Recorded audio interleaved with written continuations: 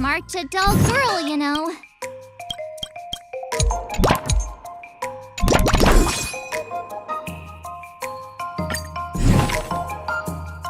Another new move under my belt. I gotta find time to try it out.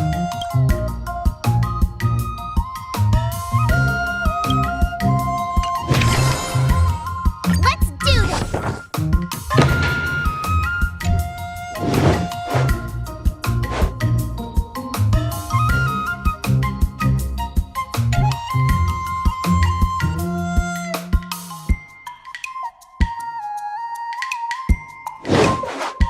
How should I go about this?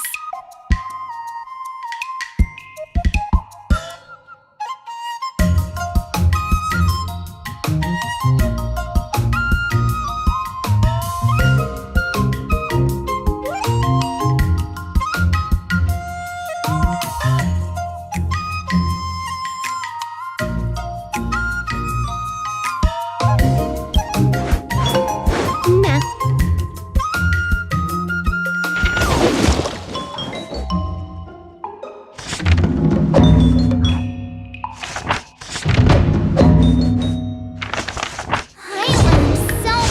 Today.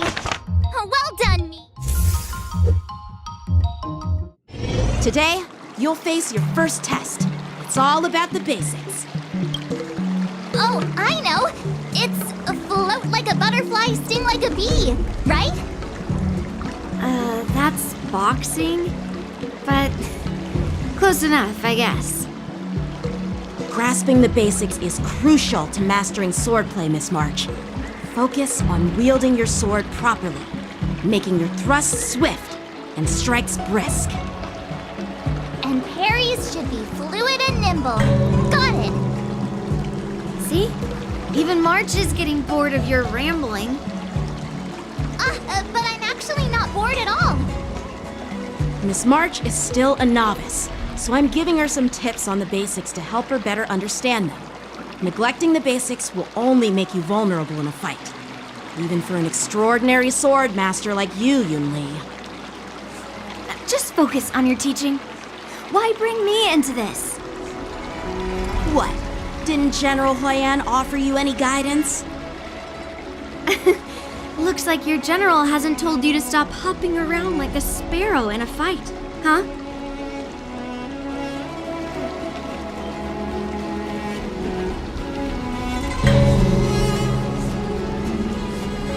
Miss March has been learning the basics of swordplay, and now it's time to put her knowledge to the test. Unsheath your swords and show me what you've got, March. According to the schedule, there's a test today, right? I'm ready. Did I really just learn that?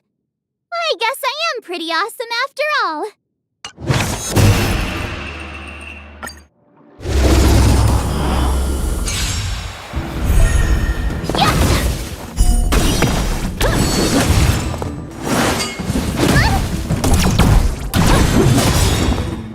Azure Dragon, White Tiger, less cards! What's this?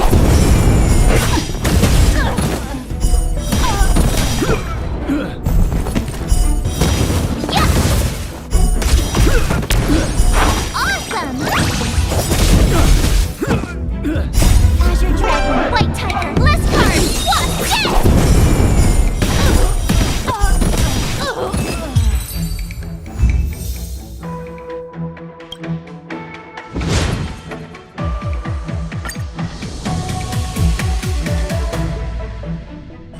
Looks like I passed the test, right? Yeah. Well done. You passed with flying colors. Great! Hey, hurry up and congratulate me.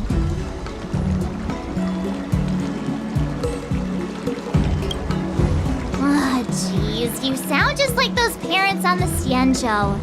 Can't I get some praise now? I couldn't have done it without my masters and you, Mr. Teaching Assistant. So if I were to take on that IPC guy now, what would you say are my chances? You already have a martial arts background and plenty of real combat experience. With swordplay guidance from me and Yun Li, if you were to challenge the IPC's security mechs now, I believe... You wouldn't stand a chance. Yun Li's... right. And no chance? Hey, are you trying to crush my confidence? I'm the kind of girl who performs better when I'm showered with praise, just so you know.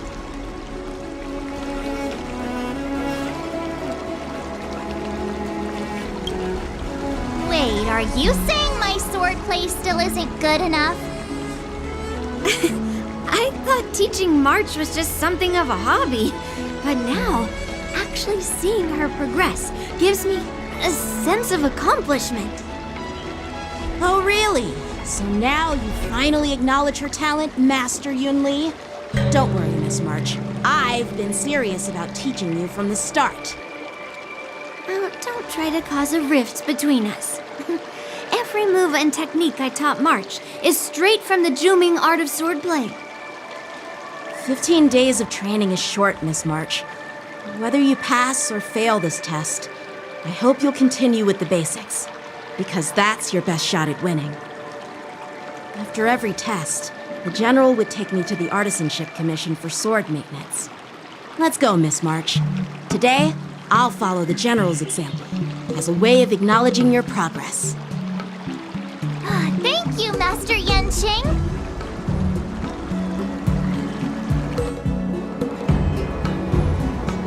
So, have you found any information about her? Yeah, that girl is one of the nameless on the Astral Express. Oh, she's no pushover. Don't you think this pet's a bit too risky? Yeah, it is. So what? Have you seen those big shots in the Strategic Investment Department? Do they ever make safe bets? She thinks she can fool me by flying under the radar? You there! Get me the most powerful mech we've got! Understood. Checking the inventory now.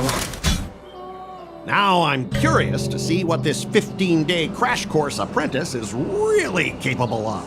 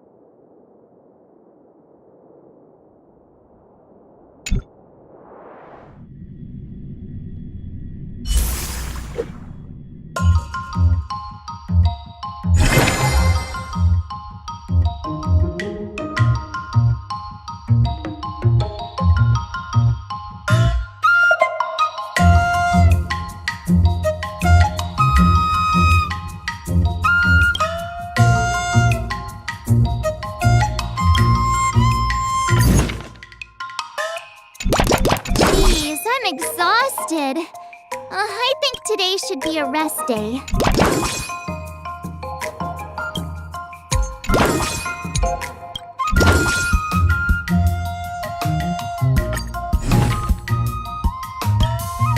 Another step closer to star-crazing glass greatsword.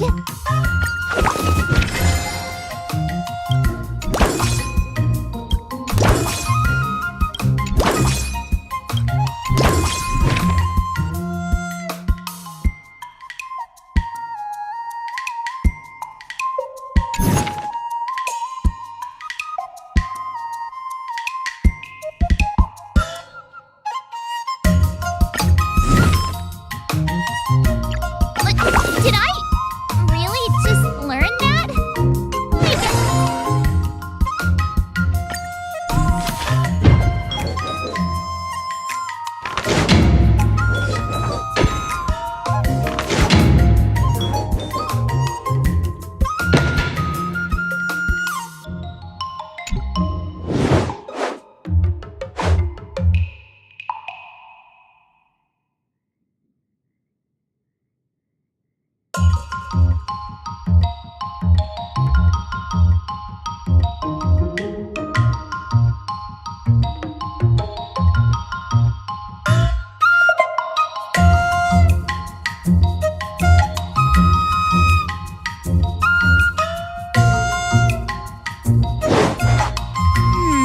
What do you recommend?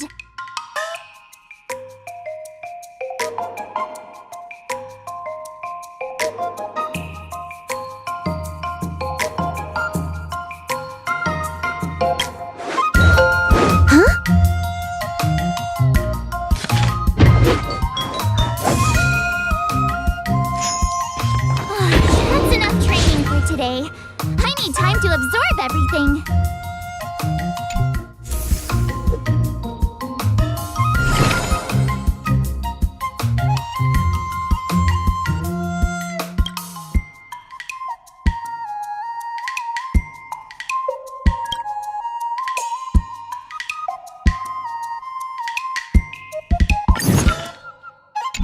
If you keep upping the training, I'm gonna start skipping class.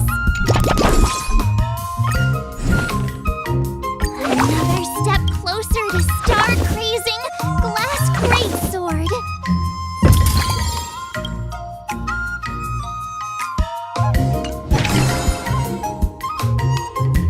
I'll fight 10.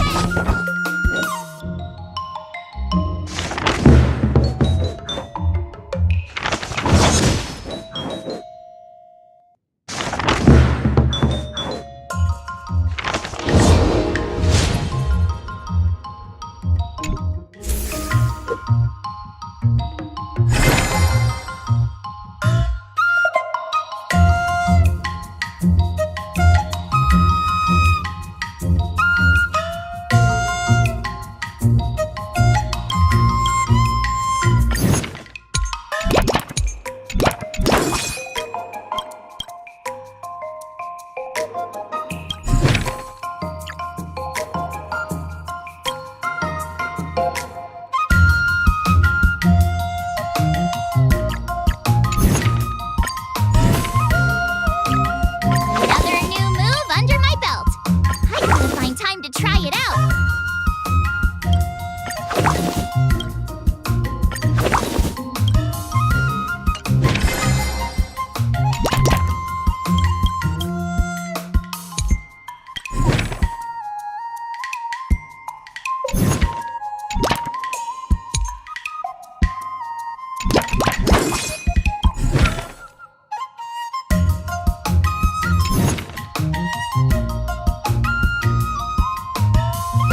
Let's do this!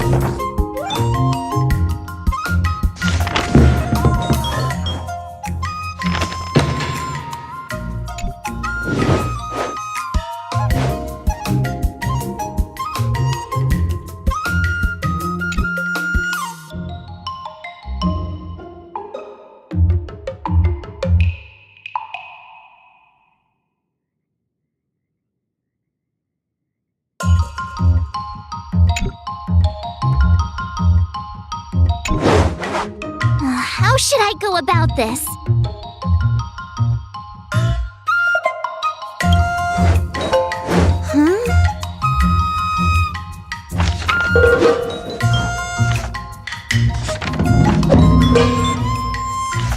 I learned so much today. Well done, me. Time for your second test. I'll be your examiner this time, and I'll be testing your ability to defeat enemies with unconventional moves. Grandpa always said that everything can be a sword, and that there are endless possibilities for learning swordplay in this vast world. If you want to defeat your opponent, you'll need your own secret move. Speaking of secret moves, I've prepared some flaming potent tea. Huh? Is that the flaming potent tea from Arumali? You got it! I saw this immersion where the hero drank the flaming potent tea and started stumbling and shaking all over the place. But then he managed to defeat his father's murderer with his drunken swordplay. Good example. Do you know how to do that drunken swordplay? No. I figured I could just learn it by drinking flaming potent tea. That's not how it works in real life, Miss March.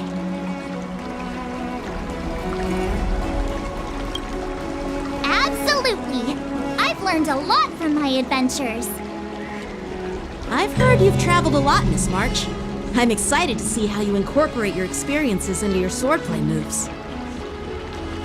Your opponent this time is similar to the IPC mechs. Unsheath your swords and give it everything you've got. According to the schedule, there's a test today, right? I'm ready. Another step closer to star-crazing glass greatsword.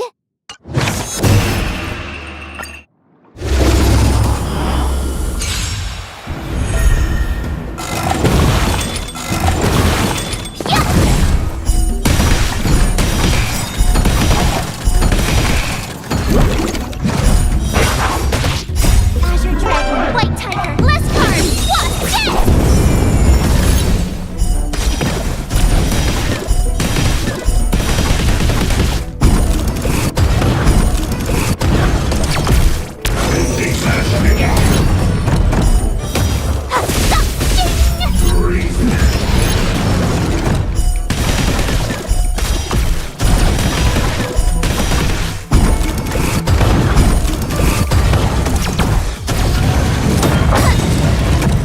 Azure Dragon, White Tiger, less cards, what?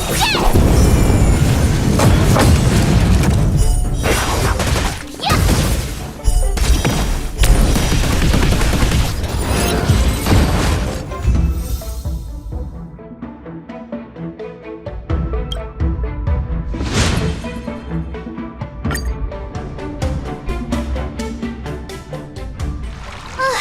Phew, that was tough. Those moves were pretty unconventional, but the way you've blended them into your swordplay was impressive. It's like you've developed your own unique style, Miss March. So, I thought you were just wasting your time traveling around with Yun Li's encouragement. But it seems like it's paid off. Well. Looks like someone's finally seeing sense. Thank you both for your guidance. So, did I pass the test? Without a doubt, you aced it. Awesome! Hey, Mr. Teaching Assistant, isn't it about time you showered me with praise?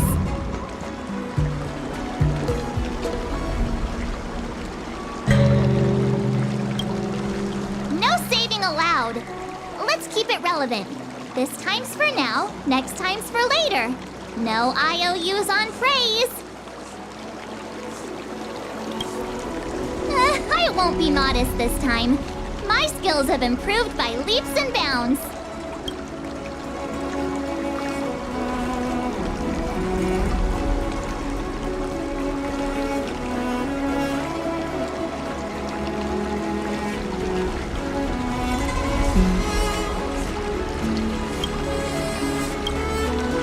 General Jing Yuan once told me that everyone has the potential to be my master. Not just Cloud Knight instructors, but also artists and outsiders. Actually, I was once convinced by Guinaifen into swallowing a sword. That's definitely not something you learn from regular practice. So, what do you think your odds are, March? Maybe around 30 or 40%? Well, I've gained a deeper understanding of swordplay, and I'm more aware of my own strengths now. By the way, in those immersion stories, the sword masters always hide their true strength before a decisive battle.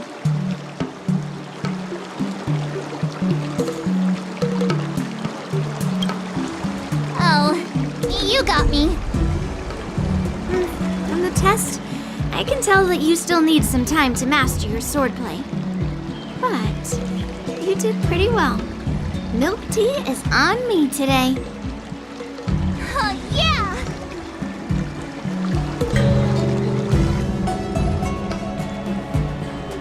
The progress report on the nameless girl's sword training is complete.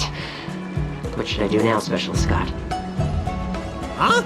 Are you being sarcastic or something? I mean, don't I have other important tasks to do? It feels like a bit of a waste of time to keep tabs on some random girl's swordplay training. A waste of time? No! This is about safeguarding the reputation of the IPC and the honor of the Amber Lord. Are you saying that March 7th can actually take down an Arumaton from the Artisanship Commission with a sword? Come on, an Arumaton is no match for our state-of-the-art mechs. Go and strengthen our mechs even further. I refuse to believe that little sliver of metal can actually challenge our cutting-edge technology. But the armor's already pretty thick. No, it's not enough. Reinforce it more. If I lose face, it's like losing face for the IPC and the Amber Lord. Can we afford to let that happen? Understood.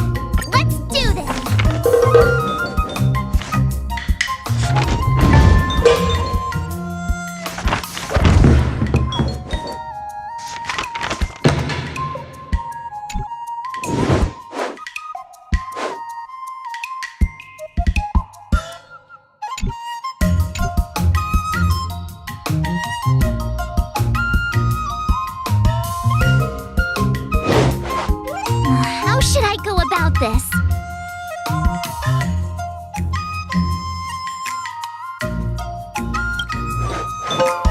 Nah.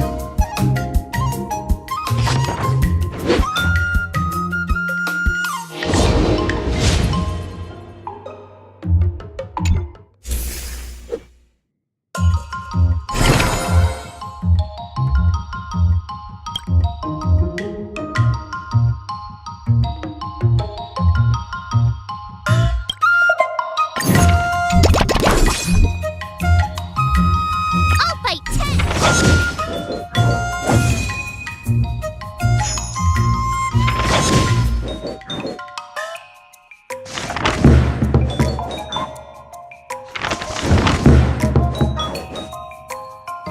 I learned so much today! Well done, me!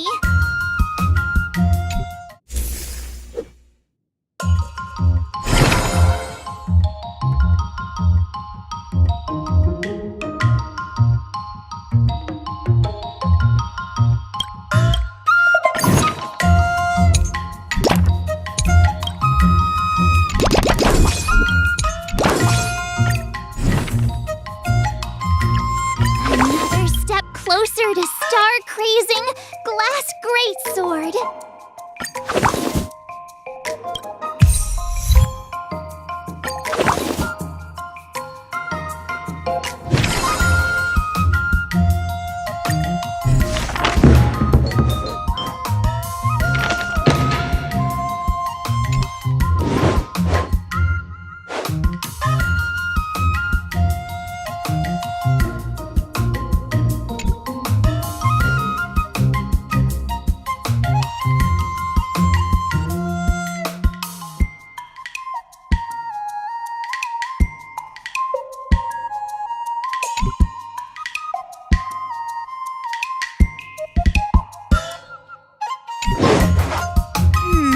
What do you recommend?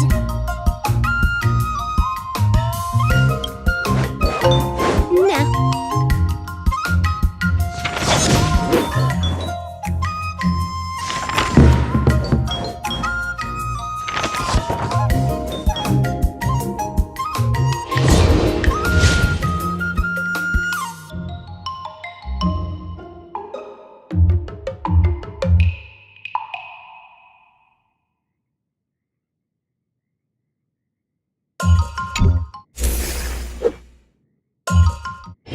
Before we start the test, there's something I need to tell you, Miss March.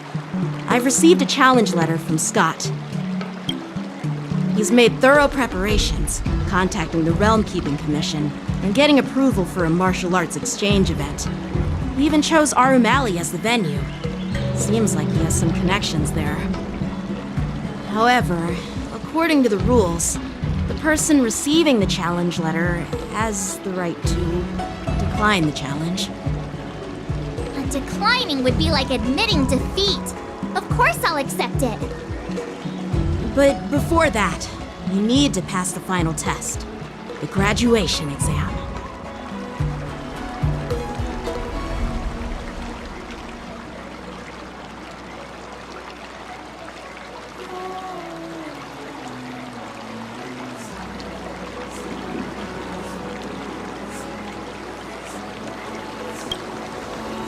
No way! Master Yanqing has been great to me. Well, it's not really graduation. It's just that the opponent for this exam is your master, Yanqing. When General Jing Yuan was teaching me swordplay, he used to personally spar with me during crucial moments to assess my skills. After all, the master should be the one who is most aware of their students' strengths and weaknesses. But, Master Yanqing, facing you in a duel, do I really stand a chance? How will we ever find out if you don't even try? Are you only scared because I'm your opponent, Miss March? Unsheath your swords and get ready, Miss March. The duel starts now! Final test. I'm a little nervous. Oh, come on, March 7th. You got this!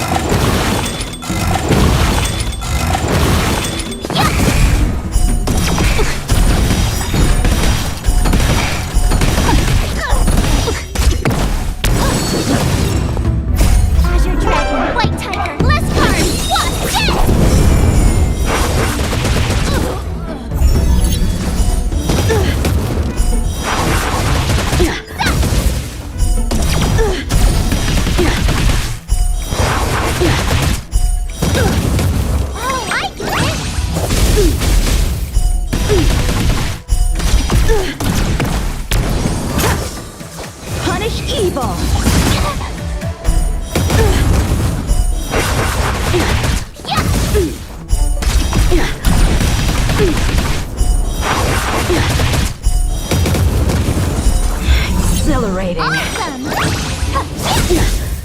Azure Dragon, White Tiger, less cards! What? Sword, heed me! You're all in on it! Oh, I get it!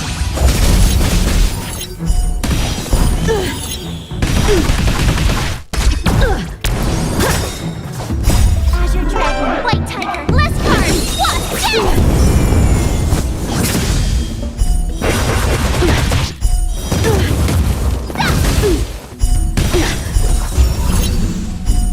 What?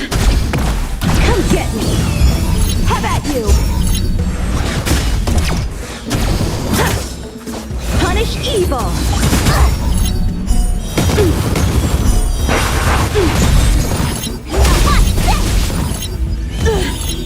Azure Dragon, White Tiger, less cards! What?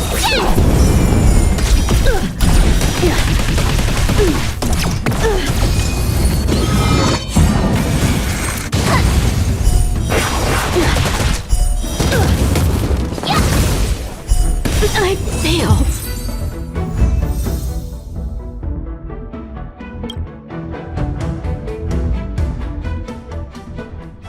Not bad. You've made it this far, Miss March. You've passed the exam. Oh! Ha! I told you compliments make me better! With your swordplay skills, you can effortlessly take down IPC Max, March. Yeah, I'm pretty confident too. But looking back, haven't you learned something more important than just swordplay? Yeah!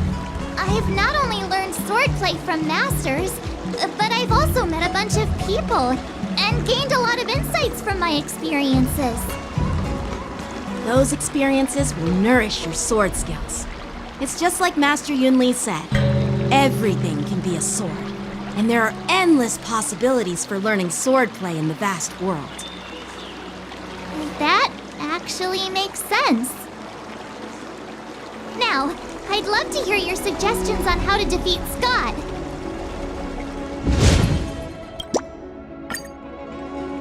Let's do it! I already have an idea! I remember Yan Qing once said, there are many ways to defeat villains. But if you want to become a true hero, you have to focus on self-improvement. Do you feel any closer to becoming the great hero you've always dreamed of? Yes, absolutely! The great hero within me is definitely up to the task.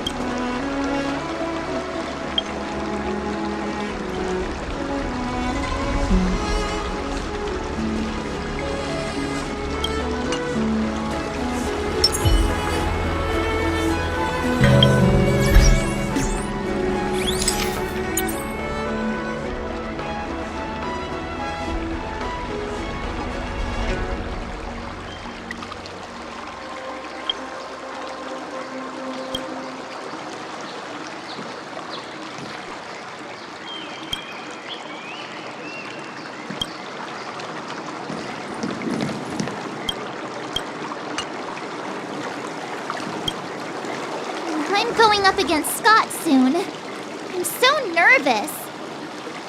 Nervous about what? Dealing with a few IPC minions is just a walk in the park.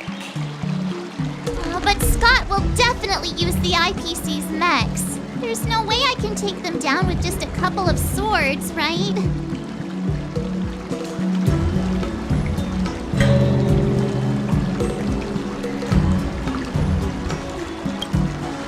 Masters could handle them for sure. But isn't it asking too much of a poor little rookie like me? Why focus on piercing the armor? For hackers, the ideal way to win is to infiltrate the opponent's system. Here, give me your sword.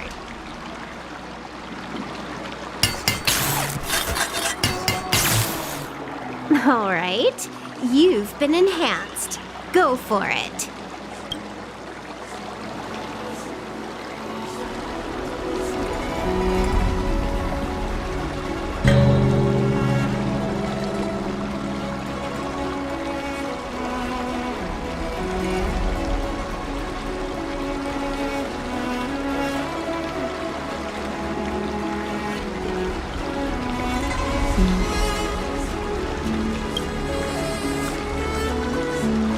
No, when it comes to programming, less is more.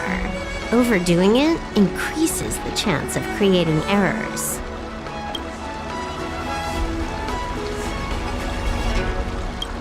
So, I can defeat him just like that?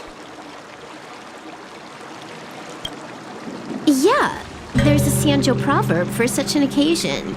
Know yourself and know your enemy, and you'll never have to sleep in the doghouse.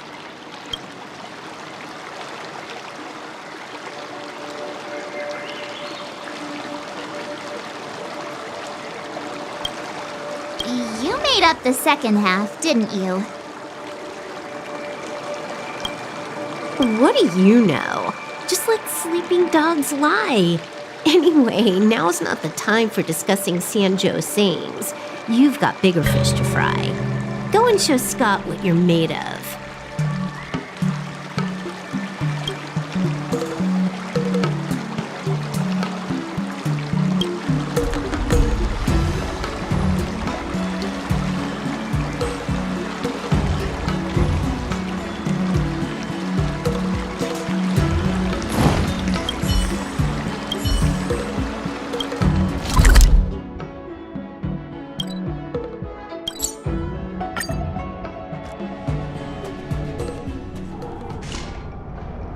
March 7th, you're late. Here I was, thinking you were too chicken to show your face. I was thinking I might have to track you down and settle the score. Too chicken? I was giving you the chance to back out. But you're actually insulting me now. You cheeky...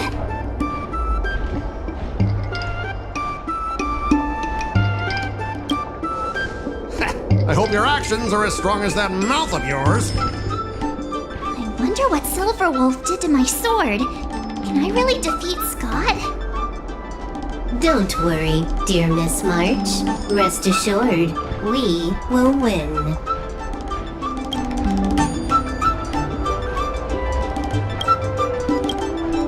Whoa!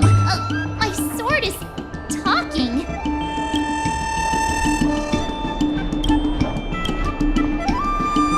Greetings, Miss March 7. I am the Tactical AI Prone, parentheses, Learning Edition, close parentheses. My purpose is to aid you in overcoming adversaries.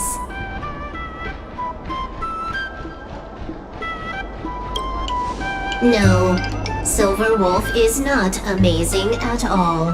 When Silverwolf installed me into your sword, her terrible wielding skills actually reduced the sword's impact resistance by 12%. But please, don't worry. I'll help you secure the victory because I actually am amazing. How exactly are you going to defeat him? Silverwolf has told me. Know yourself and know your enemy, and you'll never have to sleep in the doghouse. The moment your sword touches the enemy mechs, I will upload a small virus onto their operating systems. So go ahead, strike your opponents with your sword. Did I just hear her sword talking? Are my ears playing tricks on me? Hey, take this! Did it work?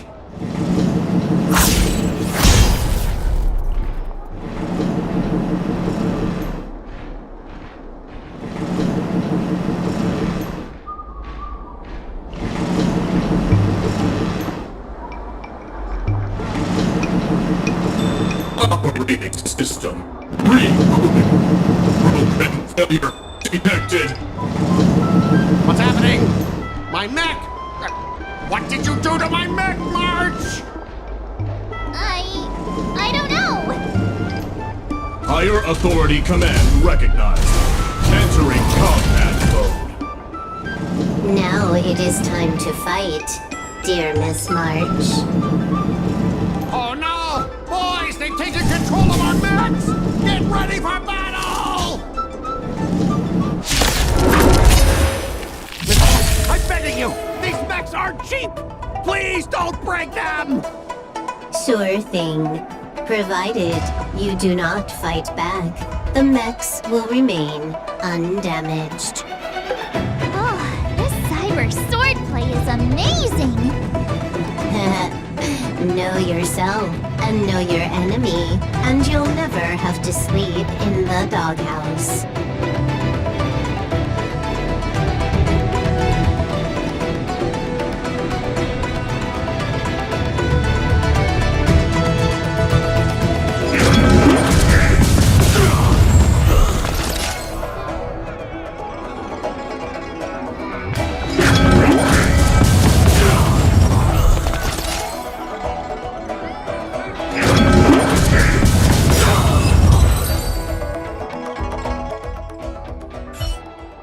Specialist Scott, they're controlling our mechs. There's no way we can defeat them. Ha! If we fought fair and square, you might call this a sparring session. But March 7th, your actions today have blatantly crossed the last line of the law. You injected a virus into the IPC mechs and took control. That's an infringement of the IPC's intellectual property and assets. I'd be more concerned about yourself, Scott. Why were you storing your private data on an IPC computer?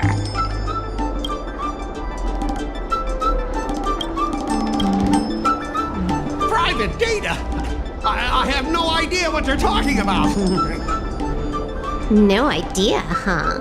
I noticed you paid a hefty sum for the end-of-life data deletion service, so I'm guessing there must be something worth seeing. You, stop! Stop right there! That's private! Who told you you can invade my privacy? Just stop it! What were the terms again, March? Scott, you need to immediately apologize to the owner of the Sleepless Earl. You'll need to shout, IPC mechs are a total joke, and print that on every mech on your transport ship. Oh yeah, almost forgot. You have to squeal like a pig. That's pretty much the same as barking like a dog, right? He's already barked like a dog. Players are bored of it. Let's come up with something new. How about singing the Soul Glad jingle, but with a pig squeal?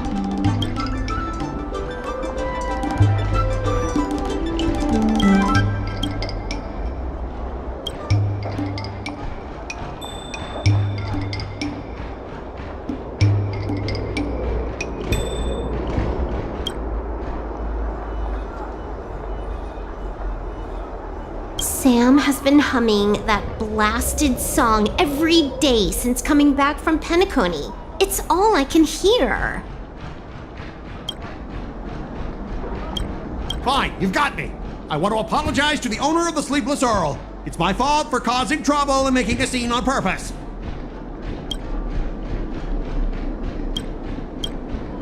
And then, just wait a second. How did that stupid song go? Oh, right.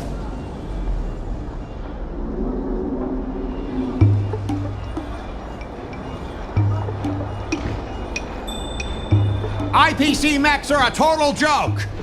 Oink, oink, oink, oink, oink, oink, oink. Oink, oink, oink, oink, oink. Oink, oink, oink, oink, oink, oink, oink. Oink, oink, oink, oink, oink.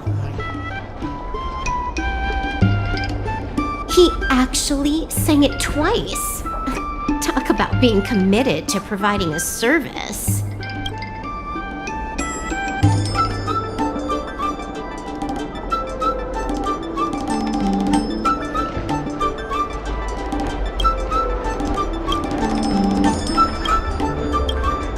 Specialist God! I found something! This woman!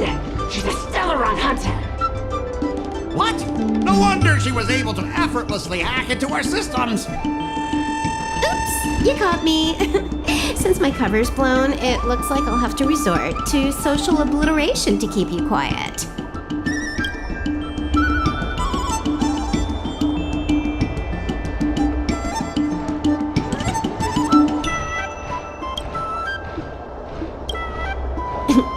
The overbearing mech falls in love with me? Romance of the inorganic empire? Wow, your taste in entertainment is really unique.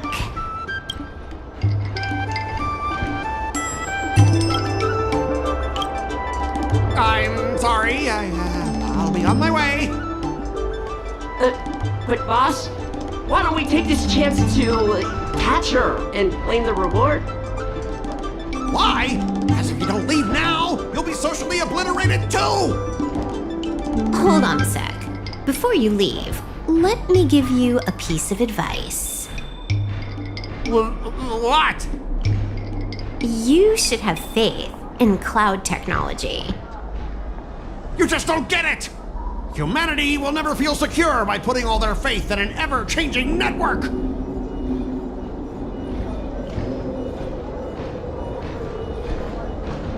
This victory has nothing to do with swordplay and everything to do with the power of technology. I've learned another Sanjo saying, though my hands are empty, my heart wields a blade.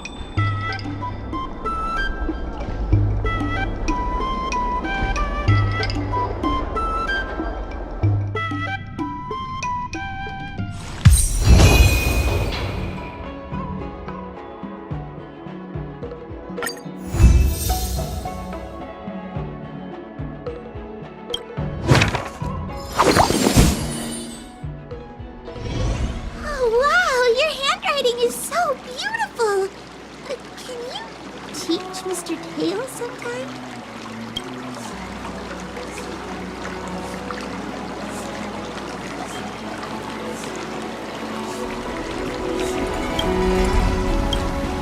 Hey, this little one is getting cheeky. Now you're being sarcastic with me, huh? What are you writing, March? I'm writing a letter to the Astral Express. It's been a while, and I thought I should let them know that I'm safe and sound here. You know that poem from the Cienjo, right? We like March. Her shoes are purple. She is new and high. March, I don't think that poem is about you. Huh? Writing a letter just to let the crew know you're doing all right? Do you guys not have phones? That lacks a sense of propriety. I'm not just writing a letter. I'm writing a handwritten letter. I've got to show them I'm really on the Cienjo. You should also tell them about our glorious victory. I didn't skip work to watch you write a letter. Come on, let's play Celestial Jade together. Hurry up! Hurry up! Just give me a sec. I'll play with you once I'm done.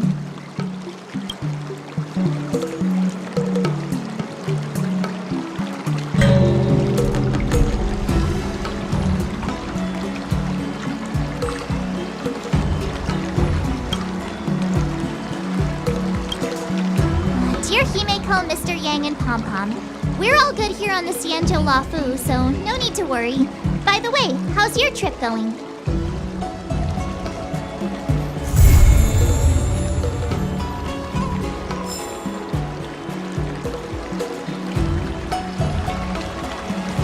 Ever since March started learning swordplay from Yenqing and Yunli, her voice has been absent on the Express.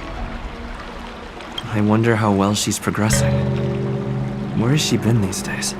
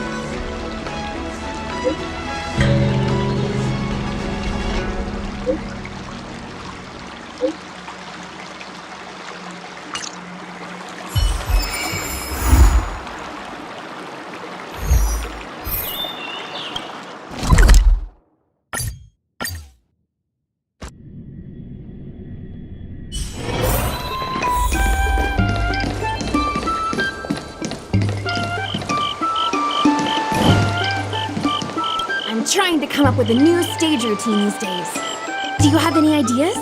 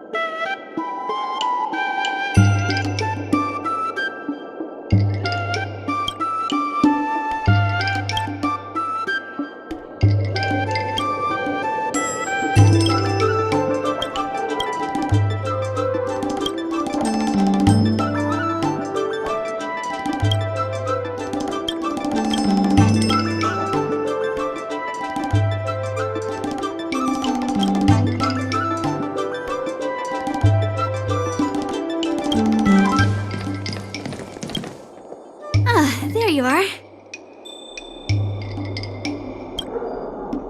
I was looking around before you got here.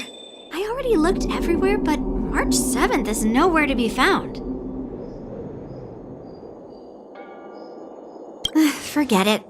Let's just assume she successfully skipped class.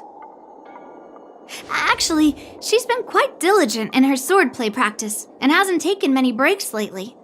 I think she deserves a day off.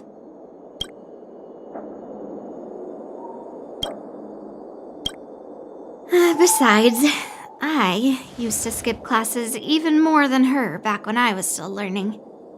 If I was in the mood, I could train for 3 days straight.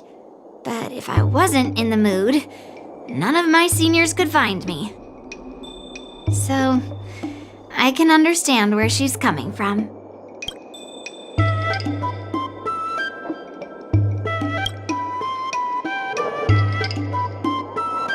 Don't make excuses for her.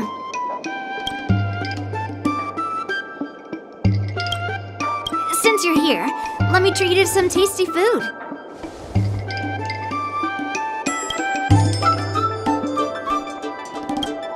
I'm more interested in you today. Let's walk and talk.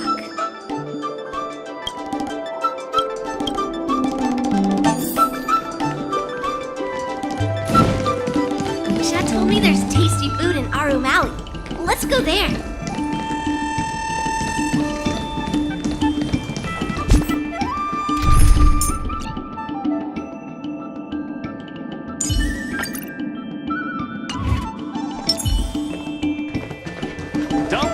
Steve Vibes! A table for two, please. All right, come on in. What would you like? Well, we'll have one of everything on the menu. The entire menu? Do you think it'll be enough?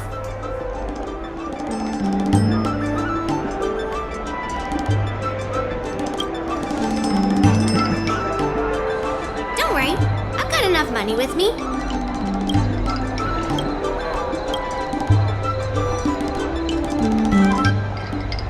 Well, then I'll start making a few dishes, and if you need more, just let me know. Thank you.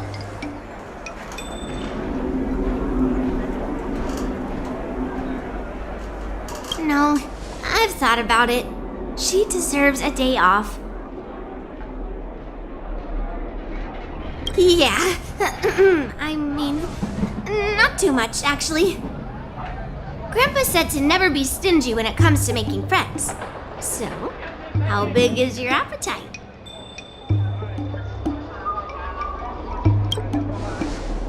Ah, then eat to your heart's content. Yeah, I mean, not too much, actually. Grandpa said to never be stingy when it comes to making friends. So, how big is your appetite? Oh. Then we can bring the leftovers to Grandpa.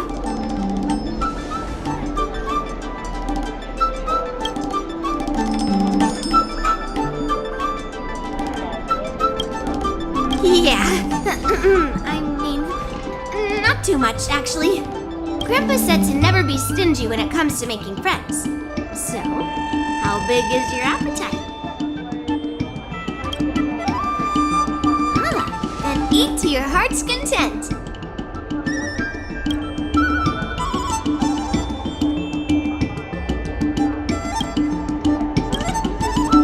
Well, to be more precise, I'm interested in your sword.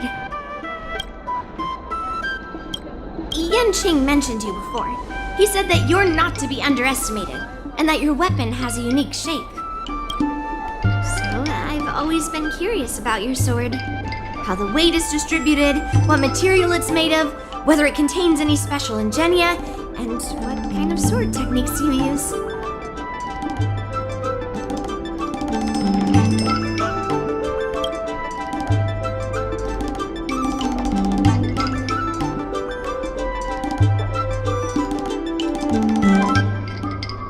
So, it really is a baseball bat.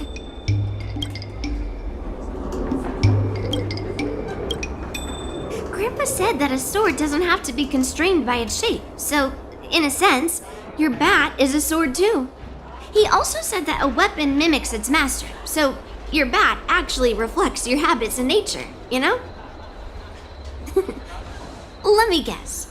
You're someone who doesn't follow the rules, enjoys improvising, and can handle yourself well against tough foes.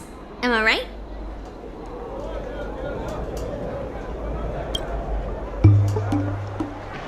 Amazing, right?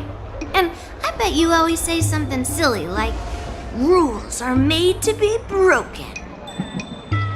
I've come across so many sword wielders who acted all righteous and moral, but were really just liars. Their swords always told the truth, though. They told me that their wielders were just a bunch of frauds who relied on their divine weapons for everything. I've hunted down hundreds of swords like this so far, and every single one of them has been melted down.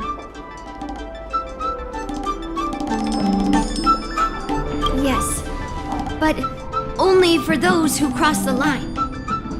Melting their swords is my way of protecting those weapons. But just looking at a sword is not enough. Grandpa always says, words and expressions can be deceiving, but in a fight to the death, a sword's movements never lie. The war dance is just around the corner. You'll be participating, right?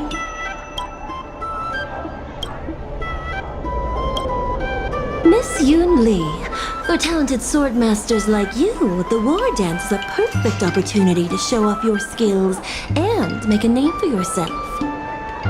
But for people like him, who have already made significant contributions to the Xianzhou, they maybe don't need to prove themselves on the war dance stage. It has been a while, Mr. Nameless. And you are?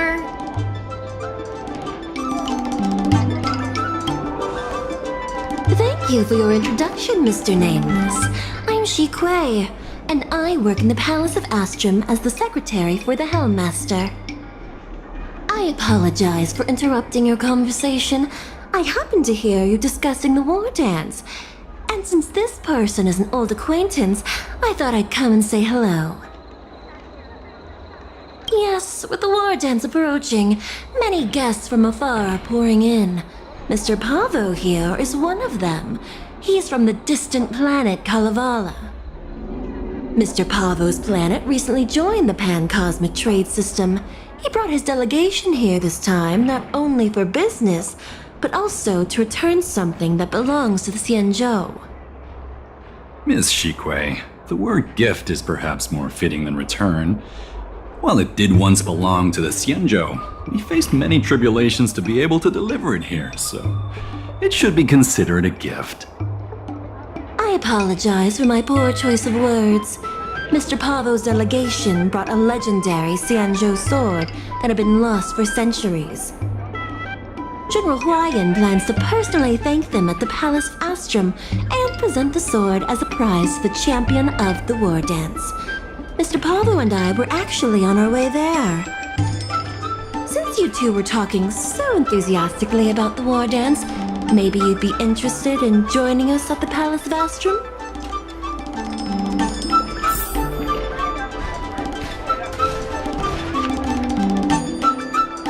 I love chatting about food with people.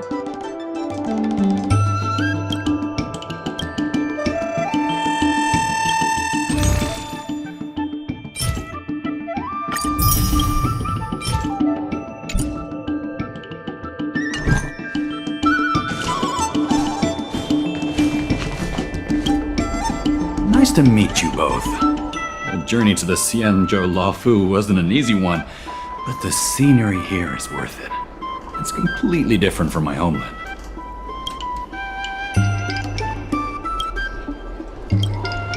Once the formalities at the Palace of Astrum are finished, I'll find a quiet spot on this street and plant a seedling.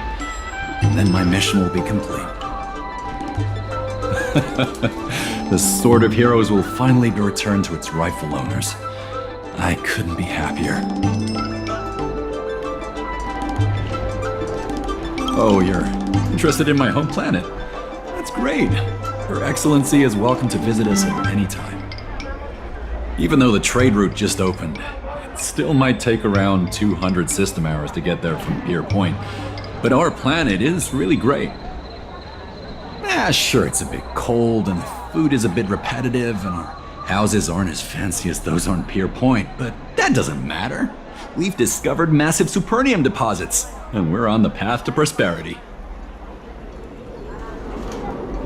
Oh, you mean the Mieka Kivesa? It's an incredible sword. That weapon helped the legendary heroes of my homeland slay demons, and is highly revered. It also has the power to choose monarchs. All the ancient kings of Kalevala received a sign from the sword, showing they were worthy to rule the land. According to tradition, each monarch would plunge the sword into a stone, and only a hero recognized by the sword could pull it out and ascend to the throne next. Well, those are just legends from the past. No one today has witnessed it firsthand. Oh, you mean the Mieka Kivesa? It's an incredible sword. That weapon helped the legendary heroes of my homeland slay demons, and is highly revered. It also has the power to choose monarchs. All the ancient kings of Kalevala received a sign from the sword, showing they were worthy to rule the land. According to tradition, Each monarch would plunge the sword into a stone, and only a hero recognized by the sword could pull it out and ascend to the throne next. Well, those are just legends from the past. No one today has witnessed it firsthand.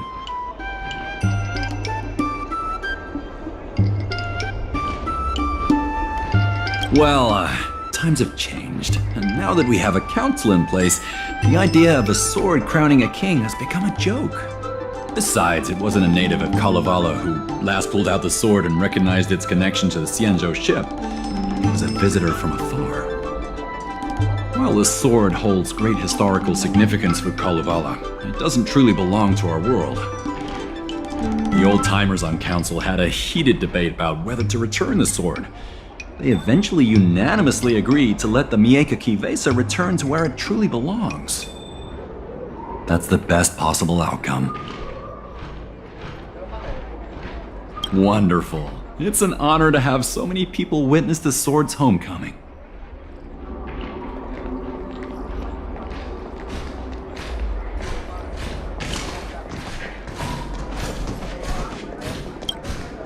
Let's head to the Palace of Astrum together. I know, right? Thanks to March 7th skipping class, we get to join in on the fun.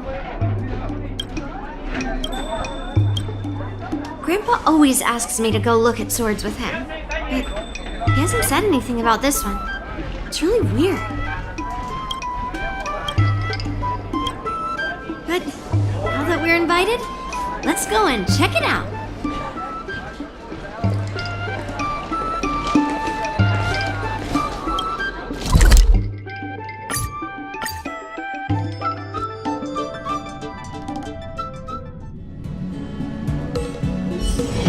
It's still early.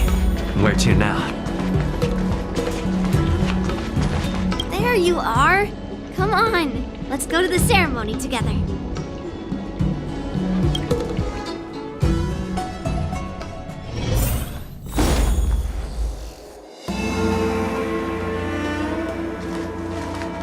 Please allow me to offer a sincere compliment, my fair lady. Your beauty is as pure as a snow-white iris. Well, if it isn't my dear friend! Glad to meet you again. Who is this weirdo? Who is this knight? I am Argenti, a member of the Knights of Beauty. I was invited as a part of the Kalevala delegation to escort the legendary Mieka Kivesa back to the Xianzhou. May I have the honor of knowing your name? My name is Yun Li. What a beautiful name! I wonder if you have ever heard the holy name of the pure and flawless goddess Adrilla. Oh, you're here, Yun Li. Didn't expect you to be so well informed. Well, now that you're here, don't forget your manners. Manners. Come on. You won't find another granddaughter as polite and well-behaved as me. Well, just remember this is a very serious ceremony. Sorry for keeping you waiting, Mr. Pavo. Now, let the sword gifting ceremony begin. Before the ceremony officially commences, I want to express my gratitude to the Knight Argenti. Thank you for enlightening us about the sword's origin and for escorting it here safely so that we may complete this ceremony.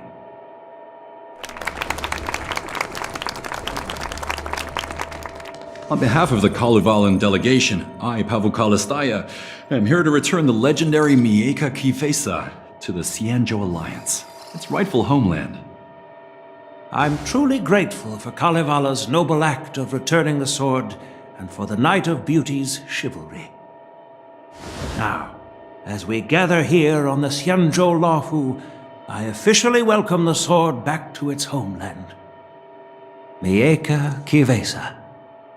It's a fitting name for a sword with such a legendary past. I still remember the name engraved on this sword the day it was forged. Guyin. It was forged by Han Guang, a craftsman from the Zhu Ming's Pyrojaya Forge.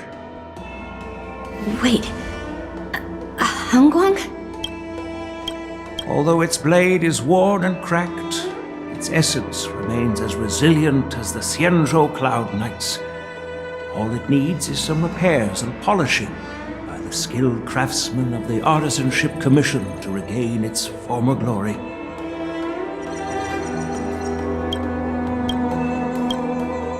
I've decided to entrust this sword, Guyin, to the Lawfu Artisanship Commission for restoration. Furthermore, it will serve as the prize for the champion of the Lawfu War Dance. This sword will be wielded against abominations to protect our homeland and live up to the mission of the Kalevalan delegation that returned it from so far away.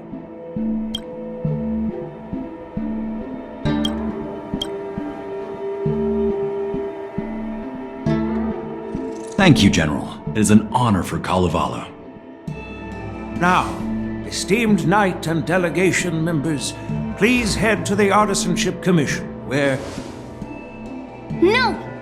This sword was forged by Han Guang. Yun Li! These esteemed guests have brought back your father's last work. Where are your manners? Oh, I didn't realize this sword was actually forged by your father. Returning it to its rightful owner is, Grandpa, give me that cursed sword right now! I'll melt away the remnants of that man's curse once and for all!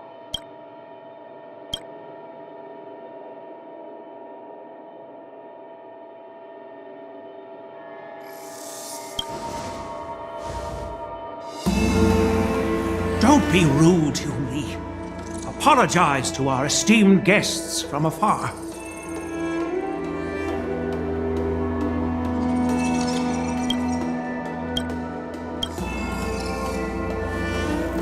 I'm sorry. I'm sorry for making a scene.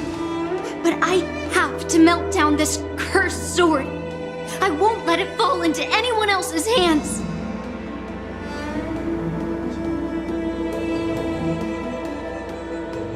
Yun Li, please, go for now.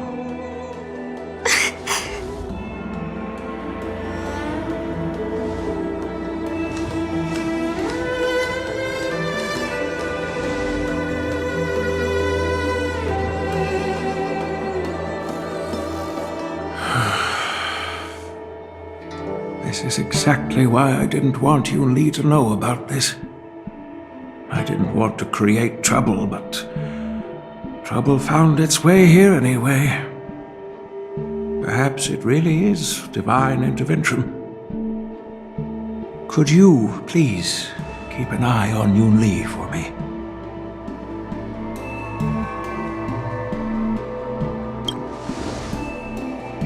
Don't worry about it. I need your help on this. I apologize for the unfortunate interruption. Let us move on with the ceremony.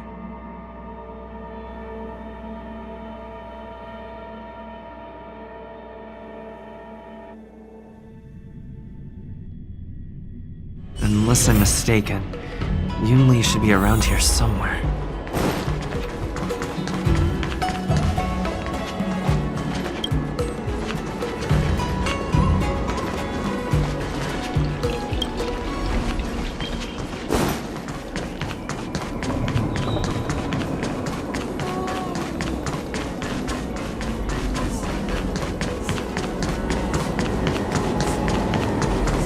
That's a hefty match.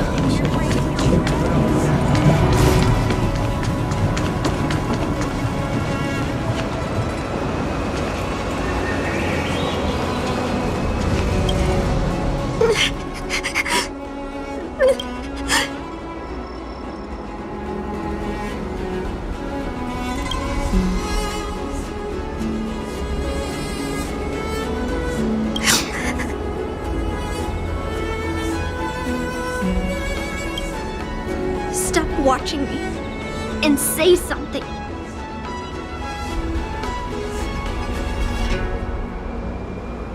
you want, I can make you cry too. Did Grandpa send you to look for me?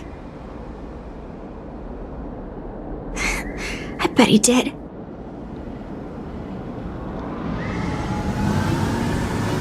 Really? Thank you. Just so you know, I'm here just waiting for the perfect moment to snatch that sword. And once I have it, I'll melt it down before anyone can react. Don't even think about stopping me. No one can stop me.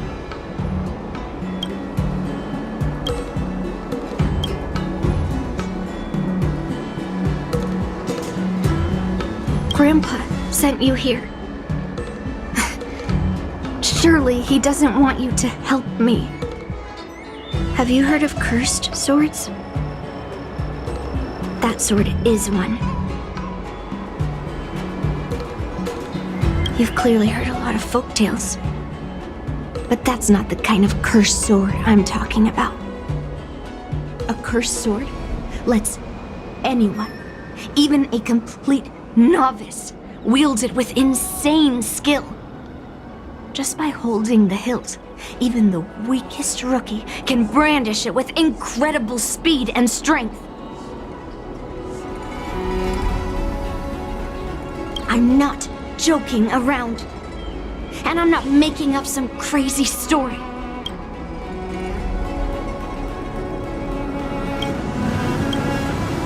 While a cursed sword grants instant abilities to its wielder, it comes at a cost. It's like continuously adding fuel to the forge. With each swing, the sword drains the wielder's blood and essence. Day by day, the fuel will run out, leaving nothing but an empty husk. Soon enough, it will no longer be a person wielding a sword, but a mindless, killing machine, consumed by bloodlust and murderous thoughts.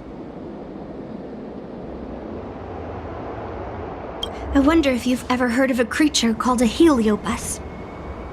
It loves to feed on human emotions and memories, and excels at manipulating its hosts. There was a lunatic swordsmith who infused metal blades with heliobi, as he was obsessed with turning weapons into living things. And this is how cursed swords were made.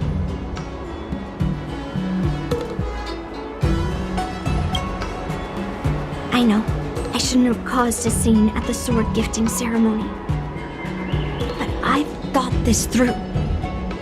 If I don't make a fuss now, that cursed sword will cause a whole lot more trouble. So it's better if it's me causing the trouble. By the way, aren't they supposed to be taking the sword to the Artisanship Commission for repairs? Why haven't they come out yet? Any ideas? Looks like they're not going to show up here. I'll just head straight to the Artisanship Commission. It doesn't matter why Grandpa chose that sword. I won't let it fall into anyone else's hands.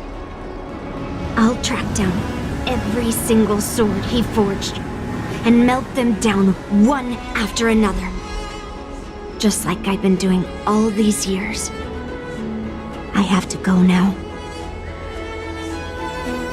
Is she planning to sneak into the Artisanship Commission and steal that sword? Maybe I should keep an eye on her.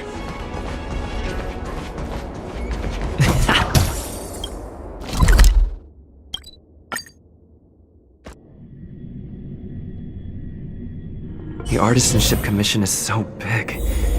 Where could she be? Just a while ago, a girl came up to me, all fierce and demanding directions. She said she's a member of the Artisanship Commission. Do you know her? No idea who she is. If she really works here, how can she not know her way around?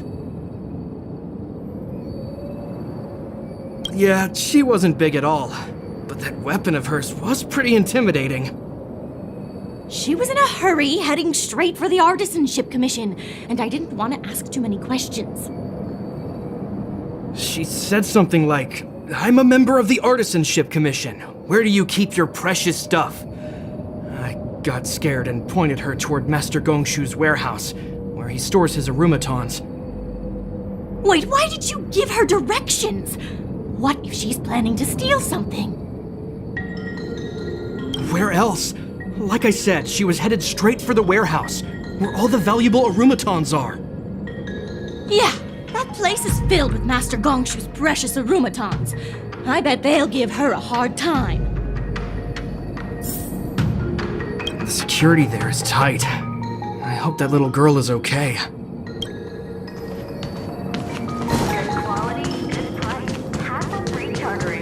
High-end barge, the best choice for galactic commerce.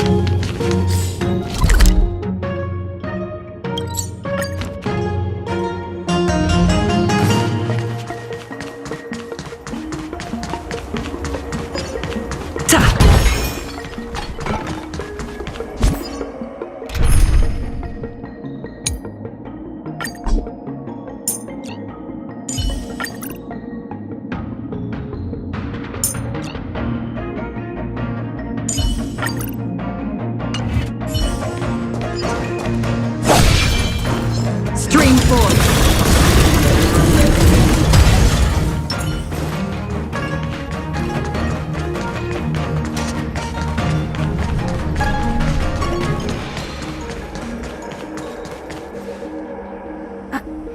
What are you doing here? Look, if I get into trouble, it's my problem. I don't want to drag you into it.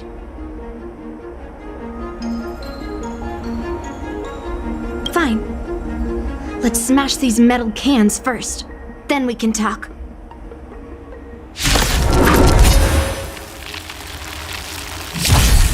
Do we still have the upper hand? Enemy data sync net markers activated. Time for a good old counterattack. Eternal. Let's improvise.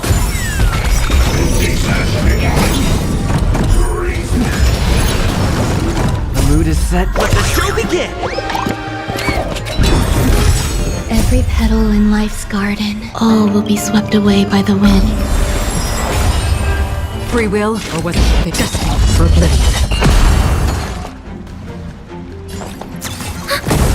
Some value. I weep for the departed. It is your fault.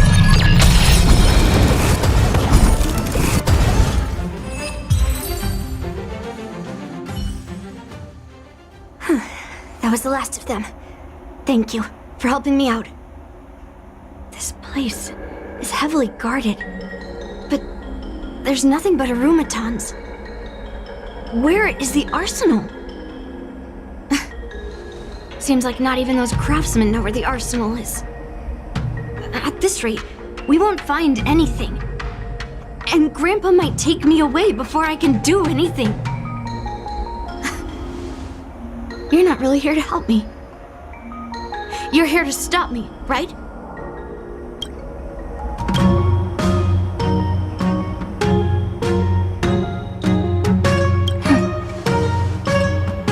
You have a kind soul. But if you want to stop me, you'll have to prove yourself. You probably think I'm being impulsive and unreasonable, right?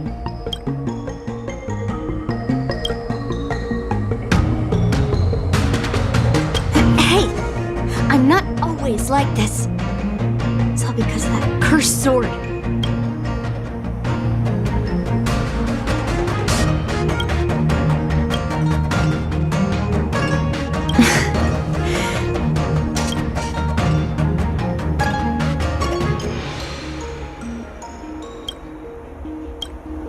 Look,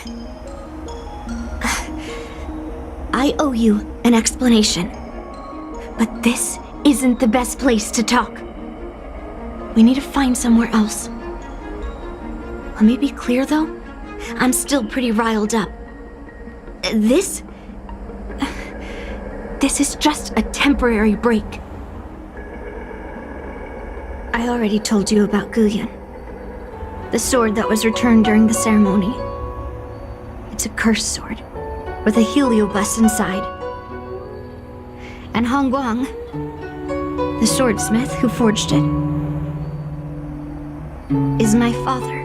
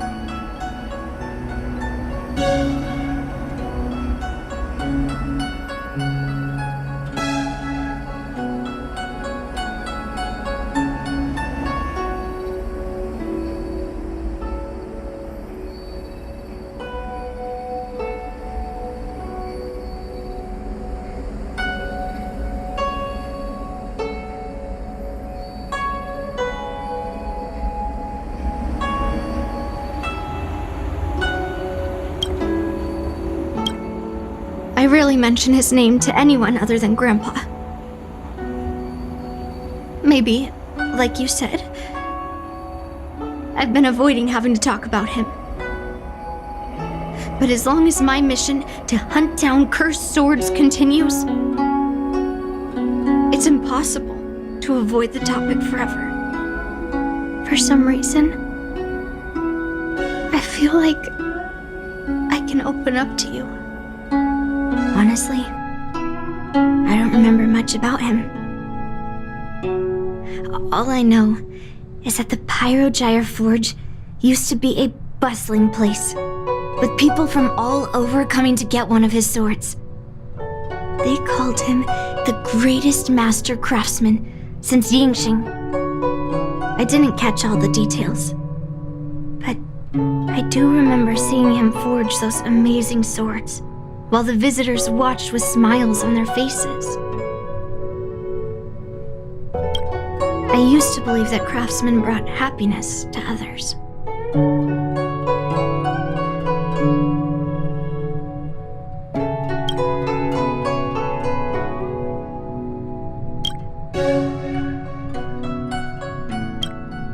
The swords crafted by the Pyrogyre Forge are famed across the stars. They possess exceptional sharpness and invincibility.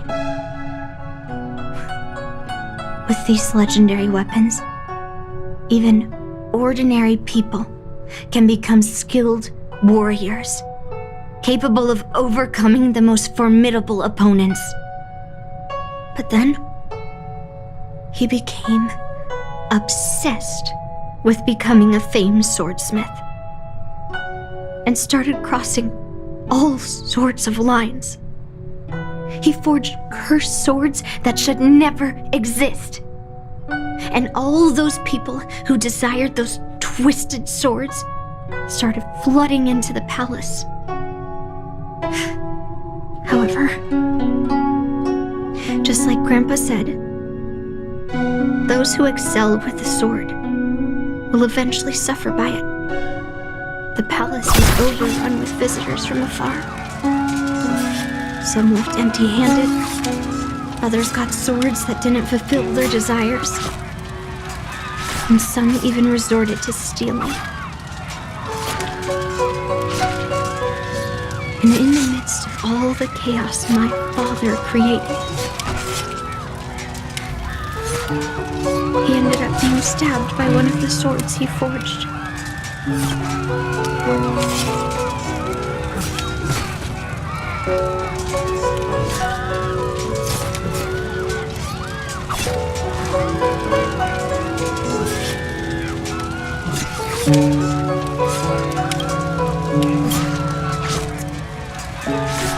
It was so sudden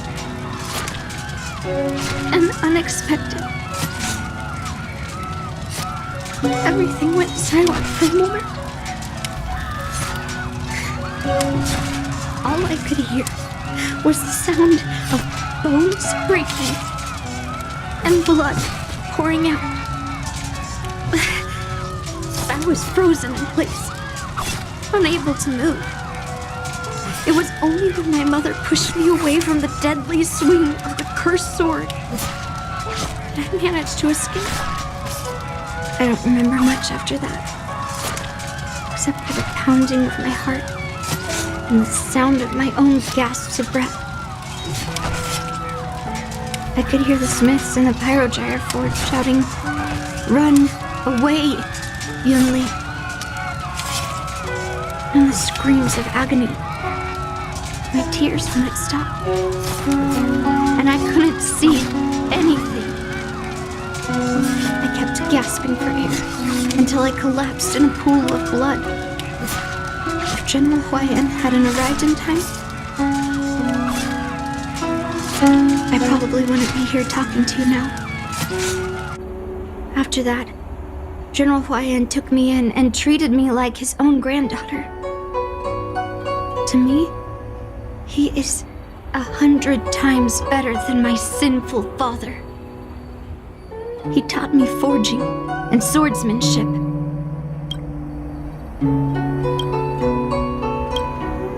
Han Guang paid for his sins, but his troubled legacy must not go unchecked. According to the records, he forged a total of 1,382 Heliobus cursed swords, and 182 of them had unique designs. When I joined the Pyrogyre Forge for training, I made a vow to hunt down all those cursed swords. So far, I found 312 of them, and Guyun will be my 313th. Like all the other cursed swords, I'll separate it from the Heliobus. Then, I'll melt it down and make it part of the Blade of Forged Remnants. I've said my piece now. Even though it'll be tough for Grandpa, I still have to melt down the sword.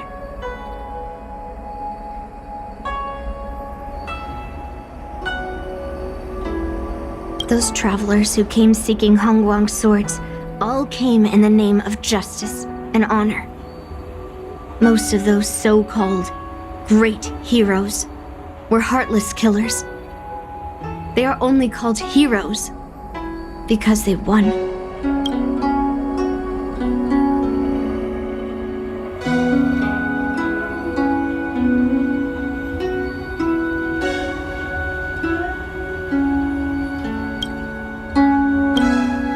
Many of the cursed swords I've destroyed had honorable and grand names, too. A legendary sword and a butcher's knife are often just different ways of describing the same thing. Somehow, after talking to you, I feel like I've cooled off a bit. Well, I'll have an honest conversation with Grandpa tomorrow. And I won't take any action against Guyun until he gives me his reasons.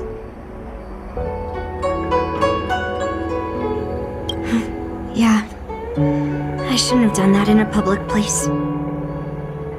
Anyway, thank you. We'll catch up tomorrow. I should go back to the Palace of Astrum and tell General Huayan what happened at the Artisanship Commission.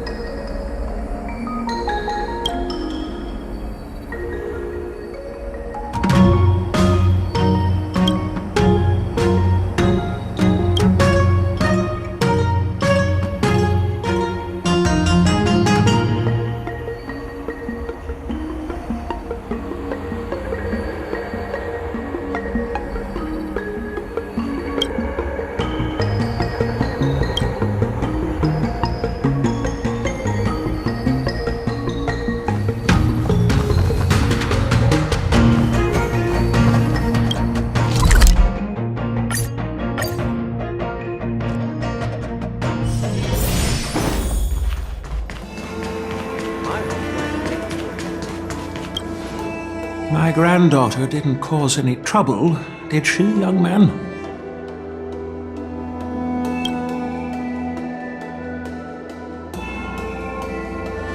Sorry for all this trouble. Yun Li told you quite a bit. Now it's time for this old man to tell my side of the story.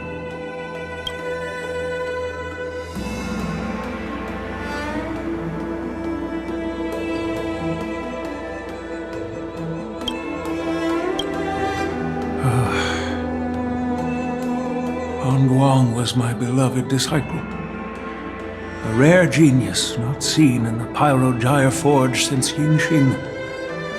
However, talent can sometimes be a curse. He had an unusual fervor for forging, and he dreamed of forging a sword with self-awareness that surpassed that of humans.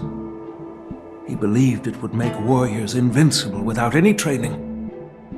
According to him, while weapons of mass destruction like Ju-Ming flames and alchemical arrows can destroy many enemies, true victory lies with soldiers who fearlessly fight, ready to lay their lives on the line. Usually, Xianzhou swordsmiths infuse a basic level of awareness into their swords to make them easier to wield. But even then, soldiers need to experience countless battles to overcome fear and sharpen their instincts. So,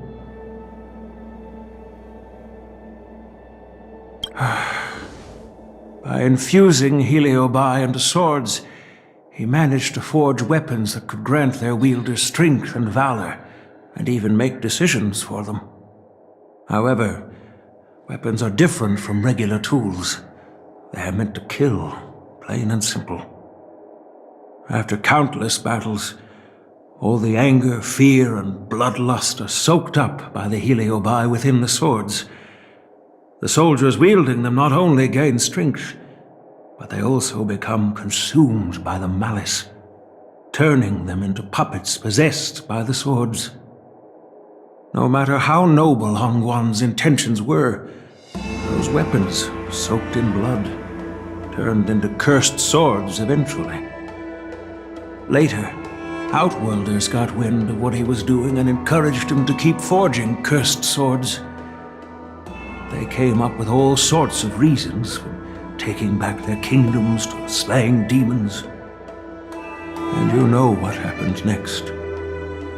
That massacre took her parents' lives, and the lives of many craftsmen in the Pyrogire Forge. Yun Li managed to survive, but she couldn't escape the horrors of that day. Yes, I don't want her to spend her whole life trapped under her father's shadow. She doesn't deserve to carry the weight of his mistakes. Despite her vow to hunt down and wipe out all cursed swords, fulfilling that vow requires immense effort.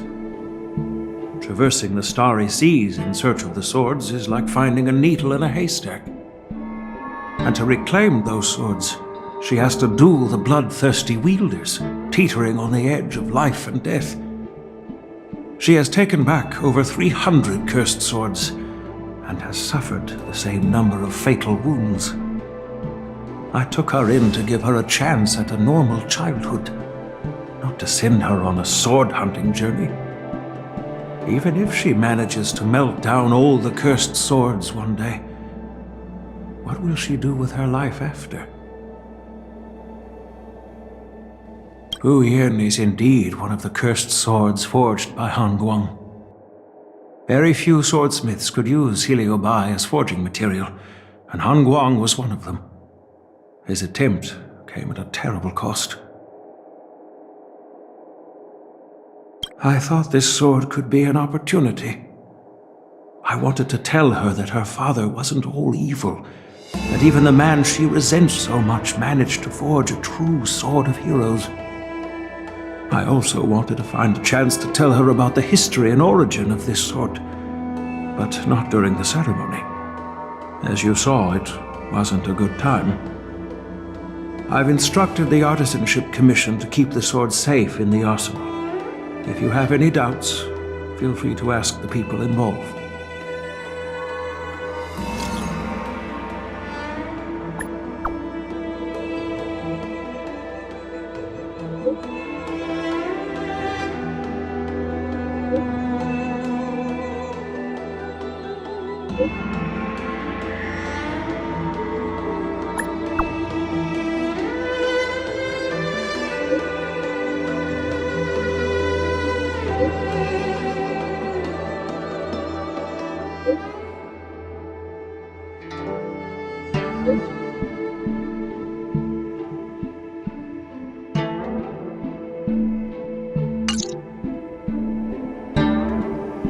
Since my granddaughter mentioned talking to me tomorrow, I'll be waiting for her. By the way, you watched over her for quite some time. You must be exhausted, aren't you?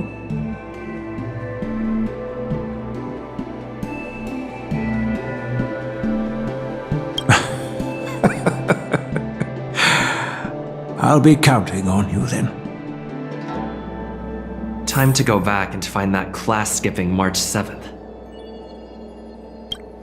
Please, take good care of Yunli.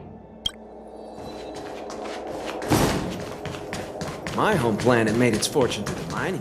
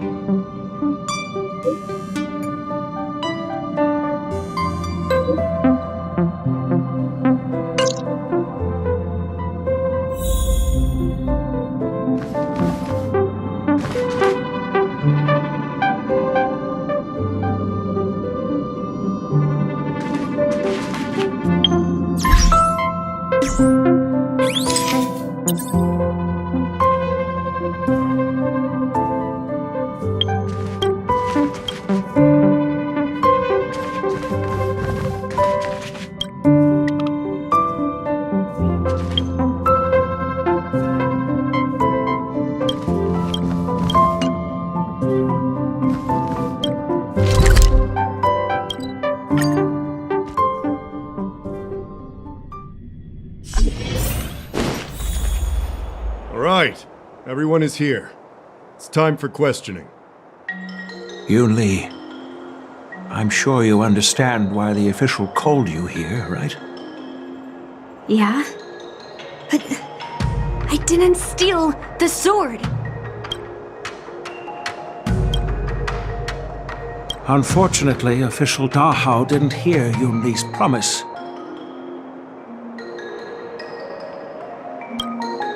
If we don't recover the sword, we will be breaking our promise to the Lawfu and betraying the delegation. We're counting on you to find the truth, official Dahao. Yes. It's my duty to thoroughly investigate the case. Even though Yunli is firm in her words, we can't just rely on her testimony. After everything, the sword still got stolen. They should have given it to me from the beginning.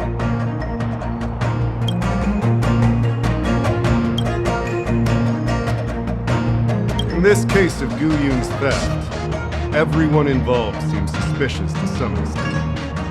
Miss Yunli is the main suspect. First, during the sword gifting ceremony, Yunli openly expressed her intention to steal the sword. She even mentioned it multiple times. After the ceremony, she broke into the Artisanship Commission and destroyed Arumatons in an attempt to get the sword. Am I right? That's true. The Realm Keeping Commission inspected the arsenal where Gu Yun was stored, and there were no signs of forced entry through the doors or windows.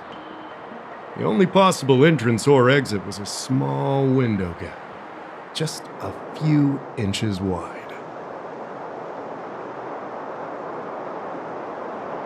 If March 7th were here, she'd probably jinx it and accidentally reveal who the thief was. The box containing Guyun was opened and the sword went missing. But none of the other swords in the room were touched. Which means... Yeah, I don't think it was stolen on a whim. Exactly. The suspect had a clear motive and took only Guyun. So, besides the ceremony participants, only the delegation members had access to the sword.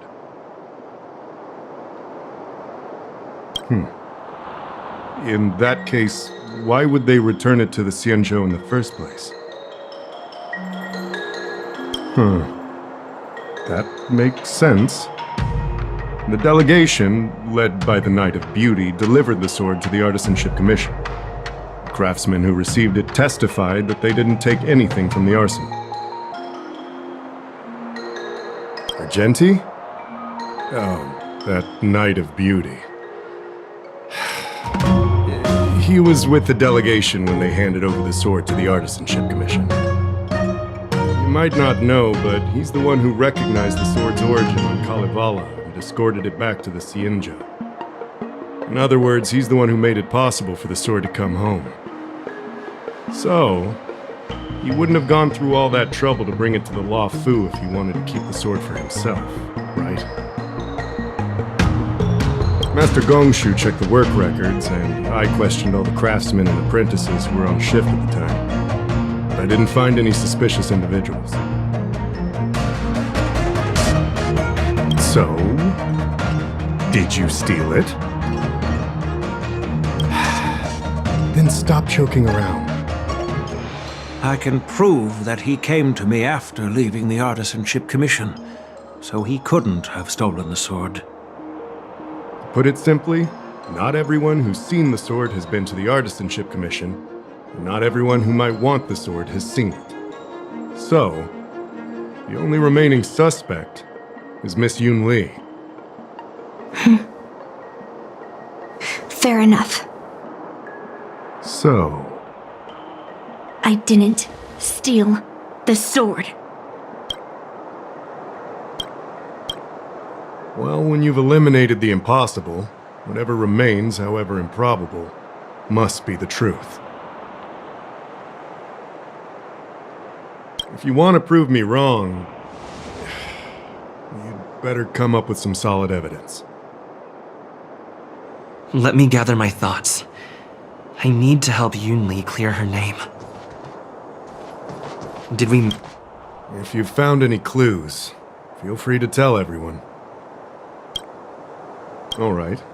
Come back to me when you're ready.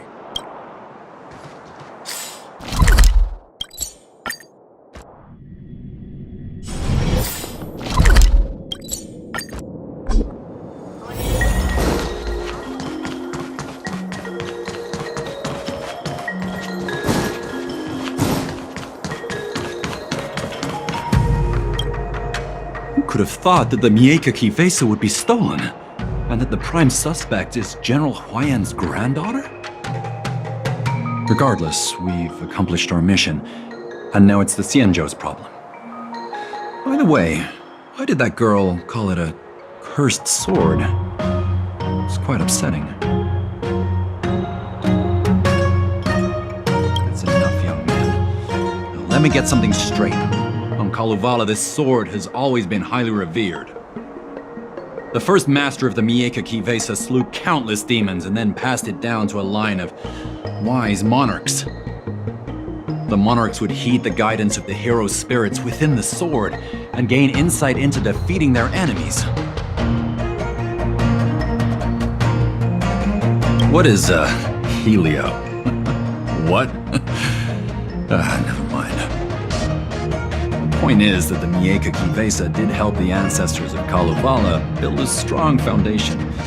It's definitely not a cursed sword.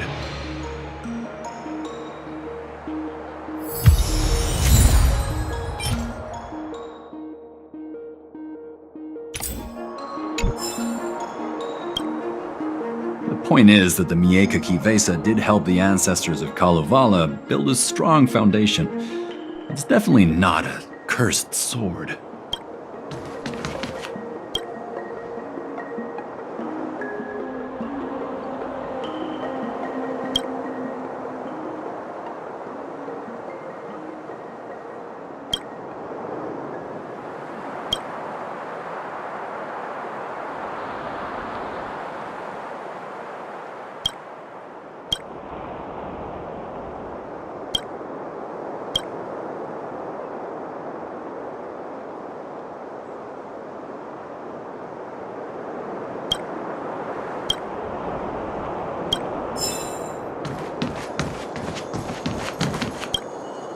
I don't want to make things difficult for official Dahao.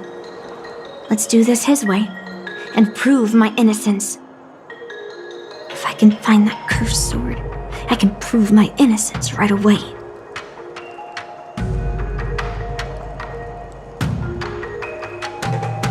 There's something else bothering me. Why would the thief take the sword, but leave the case behind? Did they melt down the sword like I wanted to?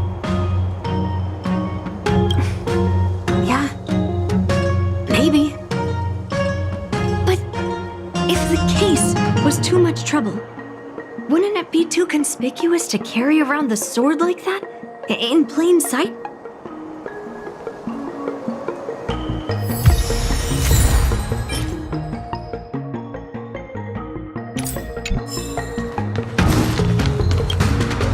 Yes, I received your message yesterday and went to the arsenal to check on it.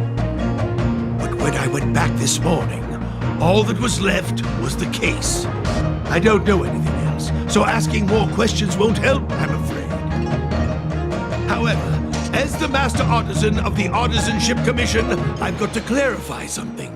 Even though the sword was stolen, this commission is still highly secure. Wait, no. I just remembered. My precious aromatons were smashed.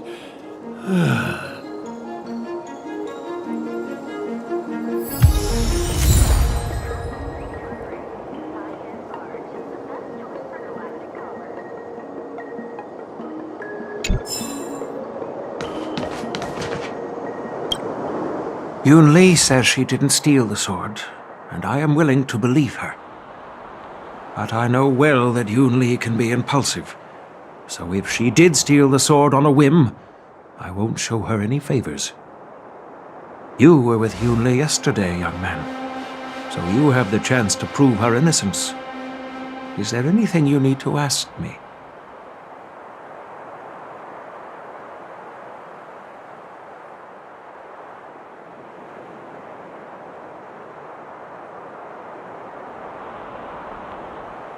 No, she was still mad at me, so she didn't come by.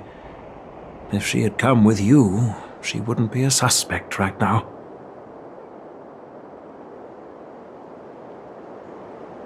After the ceremony, Argenti carried the sword case, and together with the delegation, they were escorted by the Cloud Knights to the Artisanship Commission.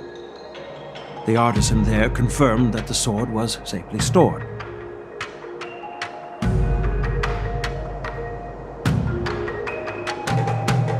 I'm counting on you, then.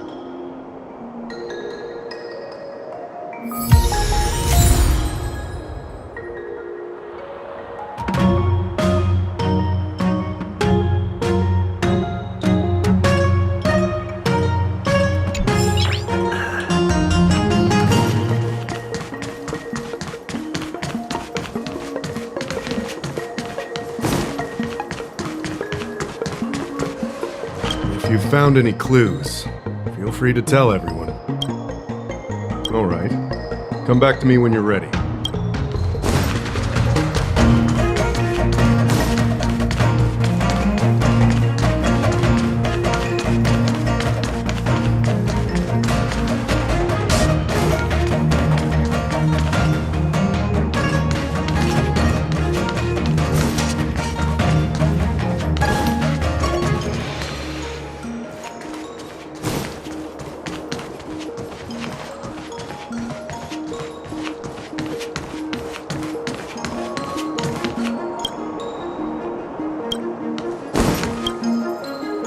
point is that the Miekaki...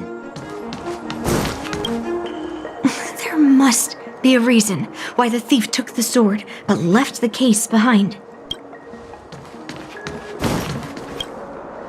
I don't know anything else, so asking more questions won't help.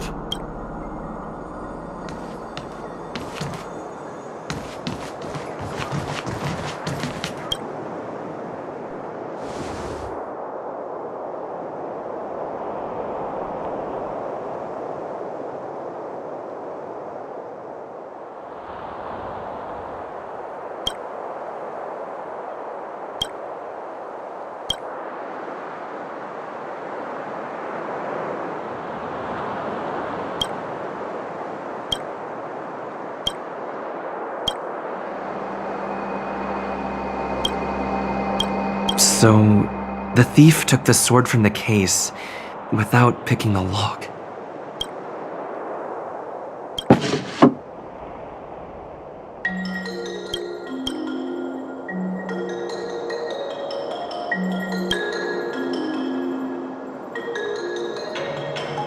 Why is this flower petal inside the case?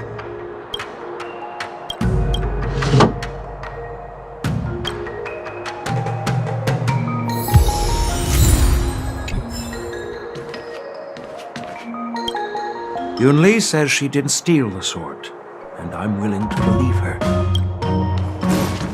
If you've found any clues, feel free to tell everyone. Thank you. But I'm not sure if I can convince Mr. Dahl how. 100% sure. Fine. Let me go through my reasoning again, and you can interrupt if anything feels off. Throughout the entire incident, there was only one suspect who broke into the Artisanship Commission, and that was Miss Yoon Lee. Your statement isn't quite accurate. Argenti, the delegation members, and even me, we were all at the Artisanship Commission at some point. True. But they all left after delivering the sword, and the craftsman overseeing the handover confirmed that they couldn't have left with the sword. We looked into it as well. Before Gu Yun was handed over, the side crane at the entrance of the Artisanship Commission captured you leaving. But there's no record of Miss Yoon Lee leaving. Why would I dare leave through the main entrance after smashing the Arumatons? Throughout the entire incident, there was only one suspect who broke into the Artisanship Commission, and that was Miss Yoon Lee. On second thought, maybe let me think about it again. Take your time. My reasoning is solid. Throughout the entire incident, there was only one suspect who broke into the Artisanship Commission, and that was Miss Yoon Lee. On second thought, maybe let me think about it again. Take your time. My reasoning is solid. Throughout the entire incident, there was only one suspect who broke into the Artisanship Commission, and that was Miss Yoon Lee.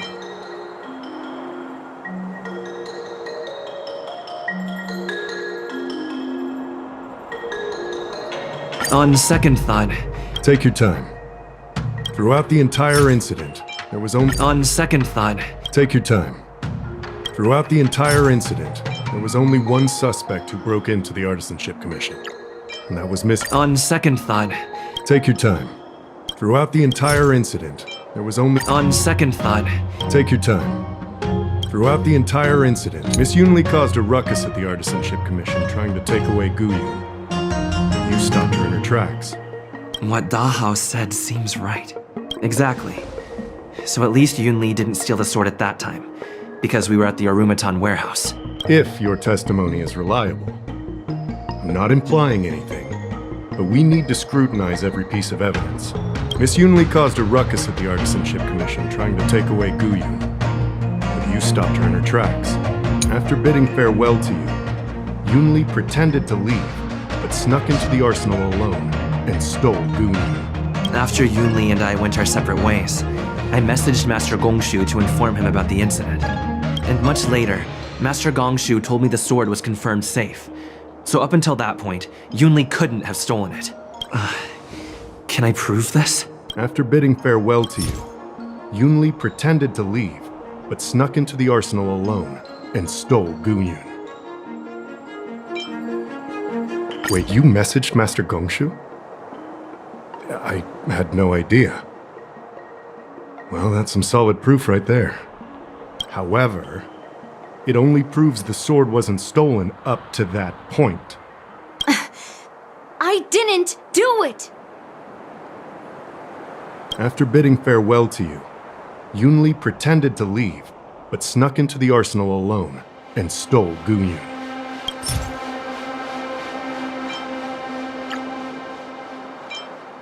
On second thought, maybe let me think about it again. Take your time. My reasoning is solid. After bidding farewell, we haven't found any other suspects or evidence. Looks like you're missing some crucial evidence. There are no signs of the arsenal being broken into, so... the only real evidence is the sword case. No, the fact that there are no signs of a break-in is suspicious in itself. Which piece of evidence should I use to convince Dahao? We haven't found any other suspects or evidence. I found this in the crevice at the bottom of the case. A rose petal? Huh. I must have missed it during the search. Why was there a petal inside the case? I don't know. But I do know that wherever that Knight of Beauty goes, he always leaves behind a trail of rose petals that's almost impossible to clean up. My thoughts are a mess. Let me sort them out. The sword case was never locked, which is evidence that only someone who delivered the sword could have done that. And the rose petal was probably left behind by that Knight of Beauty. But how did he manage to take the sword from the Artisanship Commission? Why did he steal it after returning it here? And why would he leave that petal in the case? I know. Guyun flew out of the case on its own. The Knight of Beauty only unlocked the box to aid its escape. Don't be ridiculous. How can a sword escape from a case on its own? You've never seen a flying sword before? I've only heard about the Mieka Kifesa being able to fly in legends. But even if it could fly, why would the Knight of Beauty do this? Like I said, the sword contains a heliobus. Argenti must have been under the control of the sword. Maybe he was under its control even before you arrived on the Lofu. Official Dahao, where can we find that knight? Let me see. The docking location of Argenti's ship, the one and only. Let's go. We've got to find Argenti before that sword completely takes over his mind.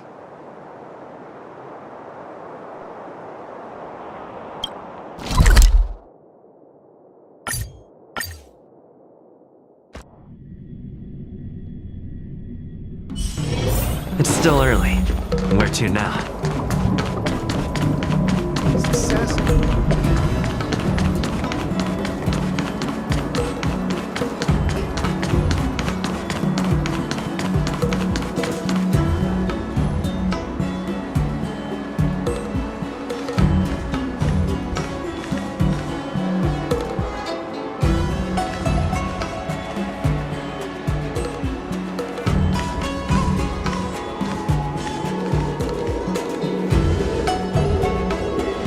I've been waiting for you here for quite a while.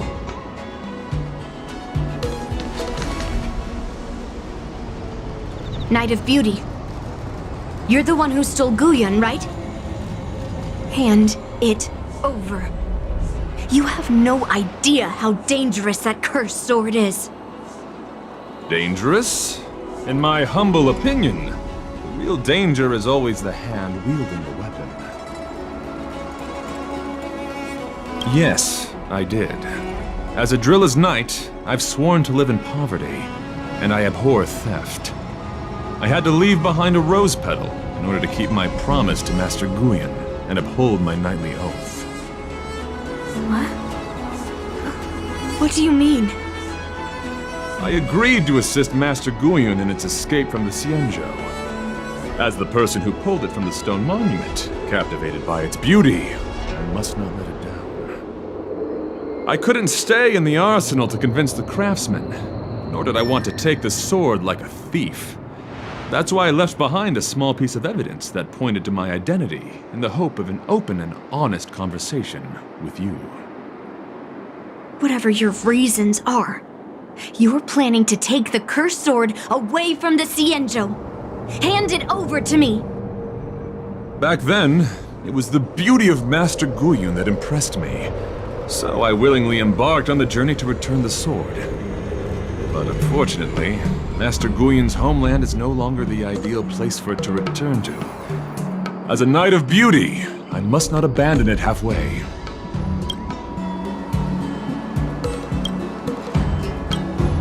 Oh no. He's completely captivated by the power of that cursed sword. The solution is right in your hand. Captivated? No! I am touched by Master Guiyun's flawless beauty. To be honest, I'm confused why none of you can understand this sword. This is quite heartrending. I've already made up my mind to take Master Guiyun away from the Xianzhou. That cursed sword has messed with your ability to think. But I'll break you free from its grip. I'll shatter its illusion. And the sword itself. Fair lady, if you're intent on taking away this person, this sword that is under my protection, please engage me with a fair duel according to knightly etiquette. As a representative of this duel, I, Argenti, challenge you. I swear on the spirit of chivalry, in front of Adrilla the Beauty, that I will represent Master Guiyun in this duel. If I win, you will allow Master Guiyun to leave the Xianzhou with me. And if you best me, Miss Yunlei, I'll accept my defeat and turn Master Guiyun over to you. Do you accept my challenge, Miss Yunlei?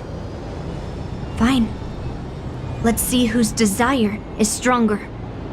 Your desire to take it away, or my desire to hunt down all cursed swords. Show me what you've got. You're not going to use Guiyun to fight for victory? Well, I know a thing or two about swordplay. In a proper duel like this, a knight should rely on the skills he's honed day and night. You're a real weirdo. Enemy data secured. Net markers activated. Time for a good old counterattack. Some value, I suppose. Eternal. Take your positions. Another journey begins. Still waters to live. You're fighting a gentleman. Put forth all your might. I weep for the departed.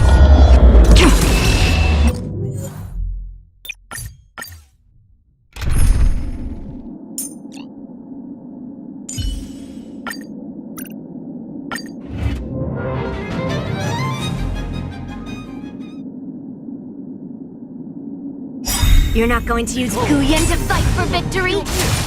Well, I know a thing or two about swordplay. In a proper duel like this, a knight should rely on the skills he's honed day and night. You're a real weirdo. Enemy data secure. Net markers activated. Time for a good old counterattack. Rise to the challenge.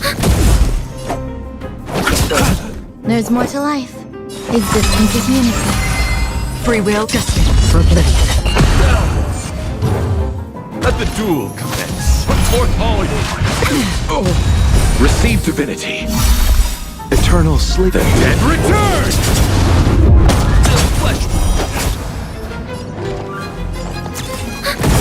Enemy data secure. Net markers activated. Time for a good old counterattack. I weep for the departed. It takes a fall.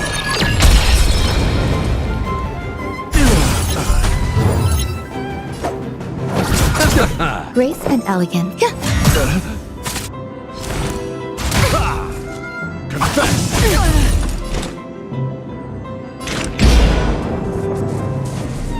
Still waters for the liquor. Bear witness. You're fighting a gentleman. Commencing support. Ready for another? I'll see you off. Rise to the Some challenge. value, I suppose. Every petal, all will be swept away by the wind.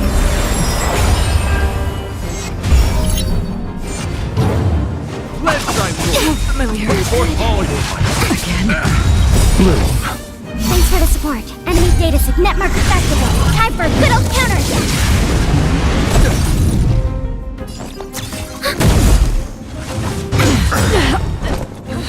I underestimated you.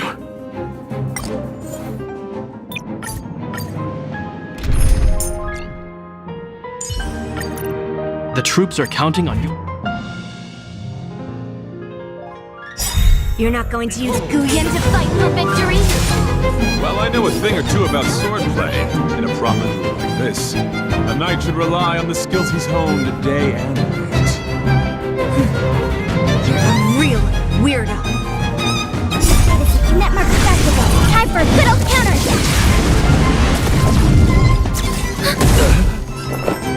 Eternal. Hope you're prepared. The flesh wound. Let the duel commence. I weep for the departed. It too shall fall. Put forth all your might. Commencing support. Ready for another? This ends here. Bear witness. The name of Landa, will forged in ice, never falters! Enemy data sig netmark accessible. Time for a good old counter. You're fighting a gentleman. Still waters for liquor. Enemy targets detected. Lead sign Put forth all your might. Every petal, all will be swept away by the wind.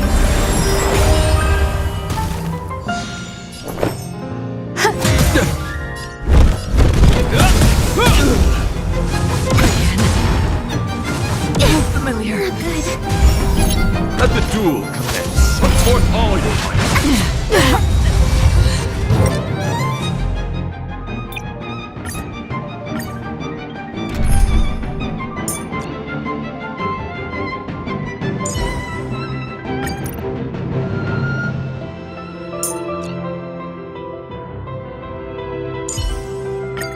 I'll be needing a combat report, Pila.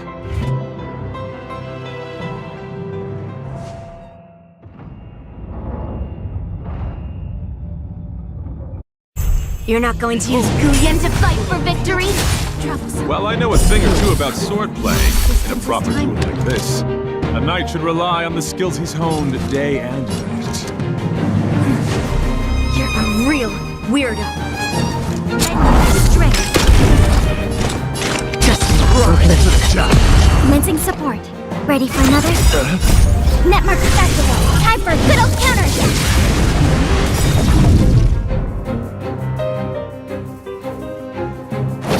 Rise to the challenge. I weep for the departed. It too shall fall. Confess! Put forth all your might. Again? I underestimated you. We've entered the storm. To guard and defend! Crush them!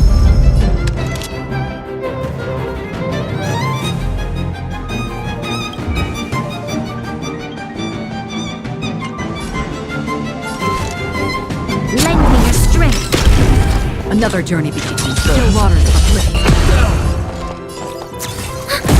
You chose the wrong enemy. Rise to the challenge. Receive divinity. Don't worry, it's just a scrap. Eternal slip. The dead return! Lead sign Lend me your strength! Free will, or was it fate? Destined for oblivion. Bear witness. Enemy data secure. Net marker activated. Time for a good old counter. Let the duel commence.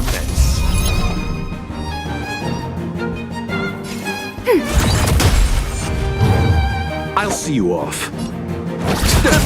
Confess! Put forth all your might. You'll pay for this. We've entered the storm. To guard and defend. Crush them. Another journey begins. Still waters of oblivion. I weep for the departed. It too shall fall.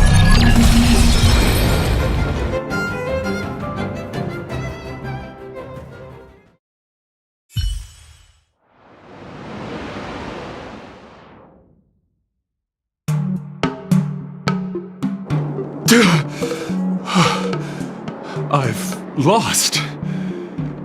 According to the rules of a knight's duel, I should keep my promise and hand over the sword to you. But before I do that, I hope that you, as the winner, might have the mercy and listen to Master Guyon's past experiences. This sword has been cursed since the day it was forged. Place it in front of me, and let me destroy it. Do what she says, knight. But... You've done so much for me already. It's time for me to face her alone.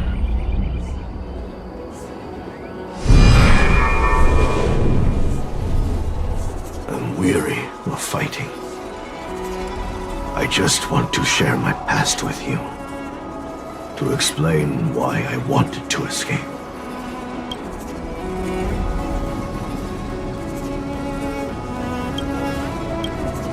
After that, I'll leave my destiny in your hands. Are you afraid to witness my past, little girl? Afraid? Well, you do have a different aura from other cursed swords. But you're just trying to use my curiosity to lure me in. Well, you know best that a single touch won't snatch away anyone's sanity.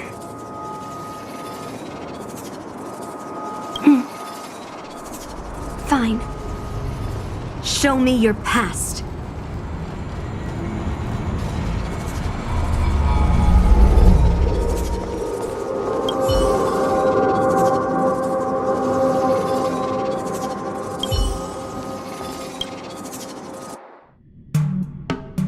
It's already impossible to contact the main Cloud Knight forces.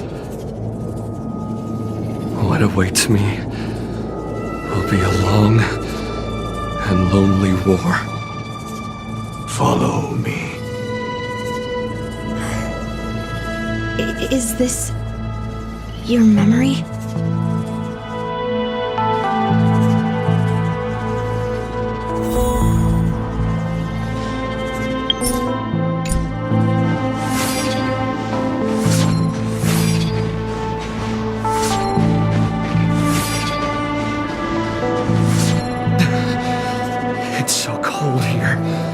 I didn't feel it when I was in the thick of battle, but now it's freezing me to the bone.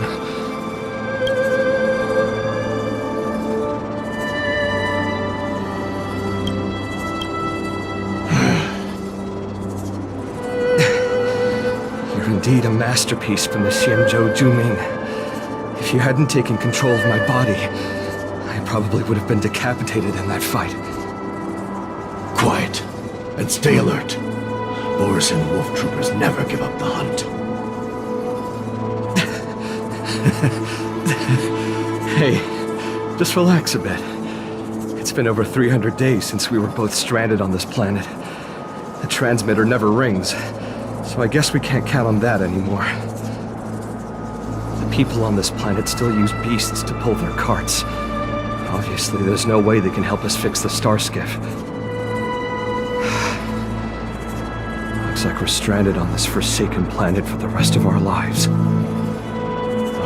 rest of a Xianzhou native's life could be terribly long.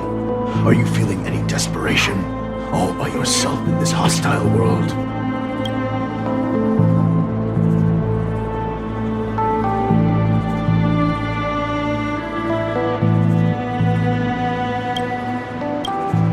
Yeah, a bit. Perhaps. When things get too rough for you to handle, just leave everything to me. No need to carry the weight of the world on your shoulders. Yeah, sure. If I really can't handle things anymore, I'll leave my body to you.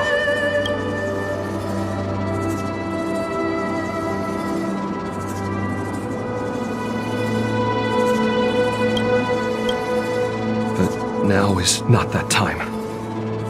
Do you really think you can oppose an entire Borisan army with your limited skills? What are you holding out for? It's true that I'm stranded here, but it seems like that Borisan pack is in the same boat. By the way, Guyan, do you know what a seed is? A seed may seem insignificant, but with careful cultivation and time, it can grow into a huge, unwavering tree. You said that the rest of a Xianzhou native's life could be terribly long. You're right. That's why I intend to plant a seed named Resistance here, and nurture it for the rest of my life. I want to show the people of this land how to defend themselves against those monsters.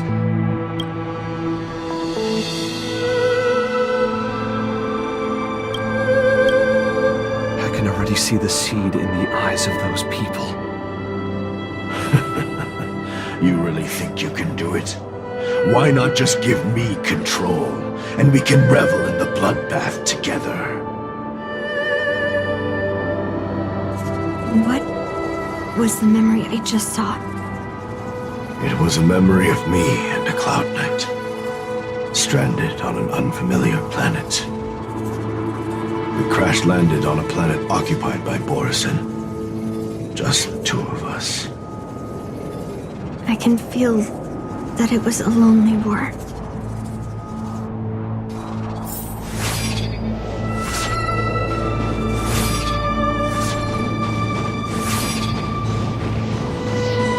Intercepting sword technique.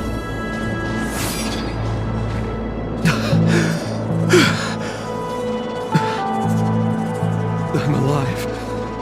But all the young people in the village...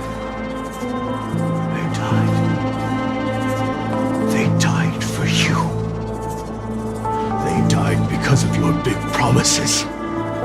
Promising them a life free from the Borisan. I tasted their despair before death. They didn't see it coming. And neither will you. We can't stay here. Let's move on to the next village. Why? What's the point? You and your sorry excuse for an army have been fighting for over 3 decades, and you haven't won a single battle. What you're sowing is not resistance, but despair. This world is hopeless. It's completely infested with packs of Borisan. You've seen their numbers, and you know their methods. And those commoners you've put your hopes in, they just kneel down and worship the monsters devouring their children and families, calling them their Beastmasters. You beheaded one of the Beastmasters for their sake, but they turned on you because they were scared of the Borisan taking revenge.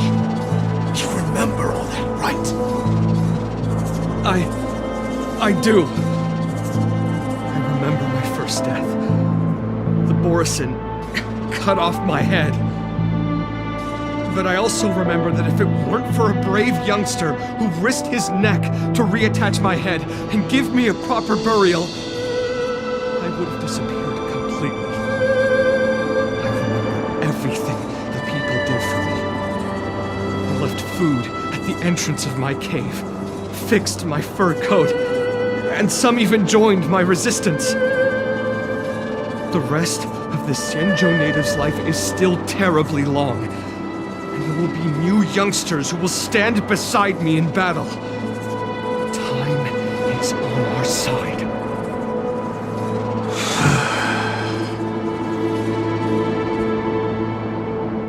You said it was a lonely war. No. It wasn't a war filled with loneliness, but with despair.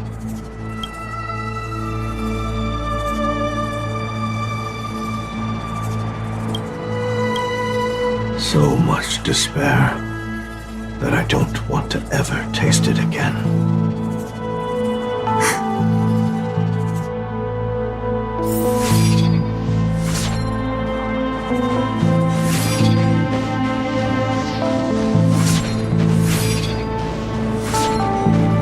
I'm leaving. Where are you going, Your Highness?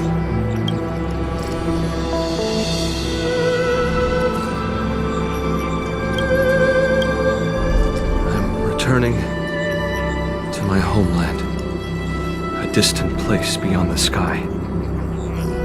I'm not coming back. But what should we do with you gone? What if those wolf demons show up again? They won't, my child. You've wiped out the last of them. But before I go, I need you to do one thing for me. Even though the wolf demons are gone, new monsters will appear in this world. Soon, a demon will appear, donning golden branches and knowing only bloodshed. However, fear not, my children. I'm entrusting you with this sword that's been with me in countless battles. Use the skills I've taught you over the years, and you'll surely defeat that last demon. But that's not all. I need you to construct a stone monument for me. It must be large and sturdy enough to seal the remains of that demon forever. This is a debt you owe me, and you must fulfill it. Do you understand? You lied to them. And you lied to me, too. Oh? You promised that you'd give your body to me when you couldn't handle things anymore. Well, this Xianzhou native's life has finally come to an end, my old friend. How about one last chance for revenge? Come and bid me farewell for the final time. He had long since come to some understanding. I could sense a mix of intricate emotions flowing out. It wasn't bloodlust, or anger, or fear. What he had left for you was hope. They've learned how to fight monsters. But there's still one last monster lingering in the world. Kill it, my old friend. You left me there without ever looking back.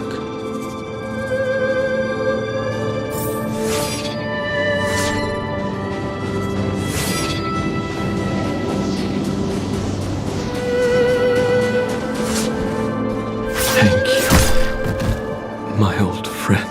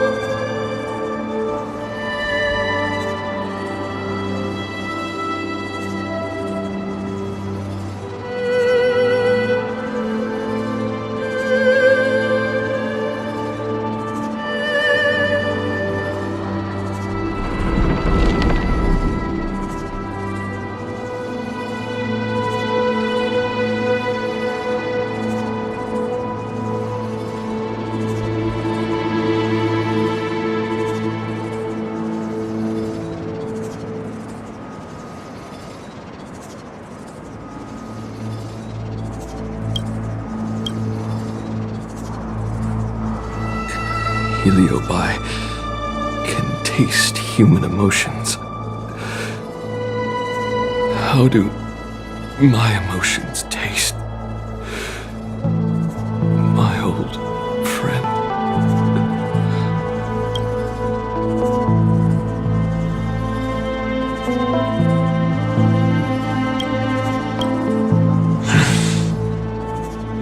A hint of bitter compassion and a touch of scalding courage.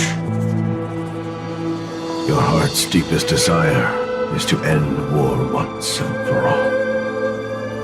Now, the war is finally over. Can you hear? Even though you can't hear me anymore, my old friend, I'll do everything I can to bring an end to all conflicts in this world. So, this is the past of the Kalevalan people's Sword of Heroes? You helped the people of that world bring an end to war? No, I did not. I am a weapon, and I only became the cause of more conflicts. Countless monarchs of Kalevala saw me as a symbol of kingship endowed by nature, and they waged wars in order to possess me. I grew tired of their wicked intentions. I didn't want to kill for anyone anymore. So I returned to the stone monument where my master was buried. And since then, no one was able to remove me from it. But you allowed Argenti to take you away? Because even after all this time, I still wanted my master to come home.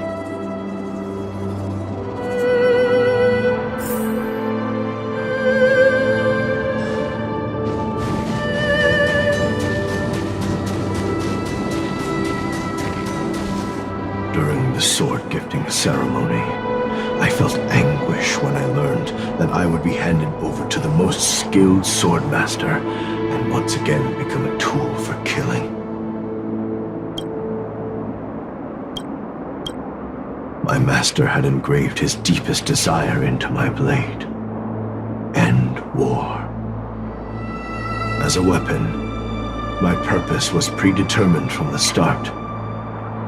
I had to become a deadly sword that would relentlessly hack and kill.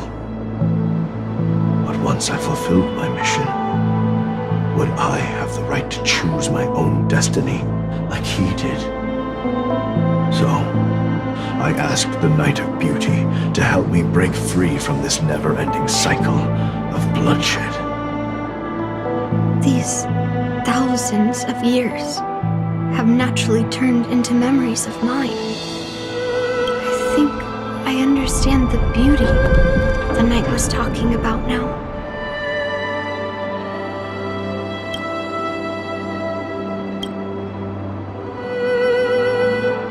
I don't want to be a sword that brings death. My war ended long ago. The years spent as a tombstone were my finest.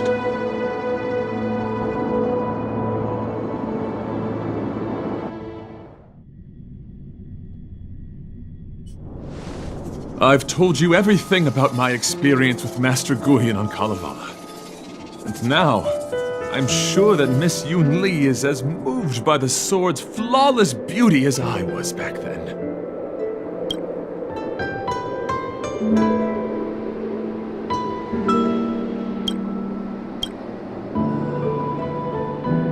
Even though I had heard the legends of this sword from the delegation, delving into its memories was still fascinating.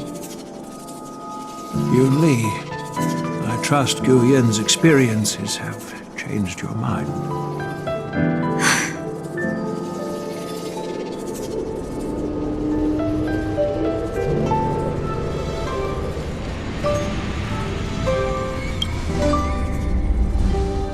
That's why Grandpa hid it from me. So so I wouldn't make a hasty decision. I always thought a cursed sword infused with a heliobus would only bring rage and slaughter. I never thought someone could leave behind the desire to end war, and even change the nature of the cursed sword. My position was too extreme. Guyan is truly a sword of heroes. I apologize to all of you for my behavior. I'm sorry.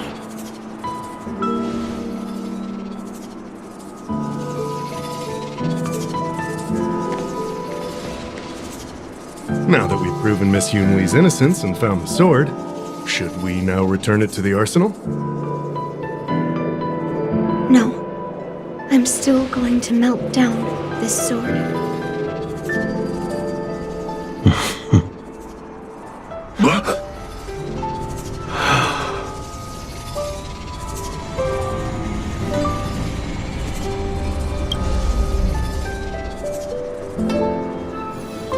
I've heard your true desires, Guyan. I can sense that you're tired of being a sword, constantly serving new masters and fighting battles you no longer want to be part of. Right? But being a sword is my destiny. I'm doomed to serve some master and fight battles endlessly. Can the wind choose to stop blowing? Can a cloud choose to stop drifting? No. It's the same for me. A creation with a predetermined destiny. That's not true, Guyan. That nameless swordmaster shaped his own destiny. So you can too. I just can't picture my destiny being anything other than that of a sword. Do you remember when you stood alone in front of the Swordmaster's stone monument? People admired you because you carried the memories of the hero. You were no longer a sword. You were a memorial. Later, as I became worn and weathered, the gentle wind would pass through the hollows of my body, creating melodic tones that echoed in the distant mountains. I became a musical instrument then. I miss those times. Can a creation become what it wants to be? The answer is yes. I'll grant your wish, Guyan, and transform you into something different. Something different? But this is the price for the war dance. If the Kalevalan delegation finds out... Please, say something, General Huayan. Well, my granddaughter has always been stubborn. Are you really sure about this, Yuli? What do you all think?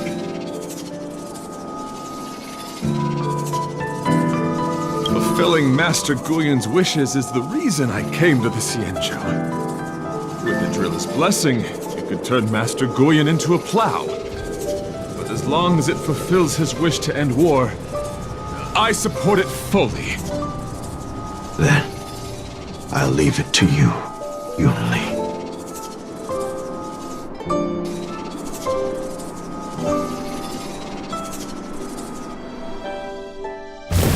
It's been an honor getting to know you like this. The honor is mine. Thank you, Yunli.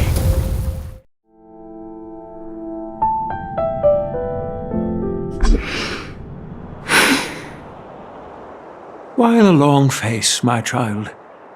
Are you feeling regret, perhaps? You were completely determined when melting down the sword. So, why the sudden change of heart? Grandpa, I melted down the prize for the war dance. How are you going to explain this to the Lafu? Oh, hearing right? This little girl is worried about her grandpa. Didn't see that coming. If only I'd talked to you from the beginning, Grandpa. Maybe things wouldn't have escalated like this. But at least Guyan got what it wanted. I have no regrets there.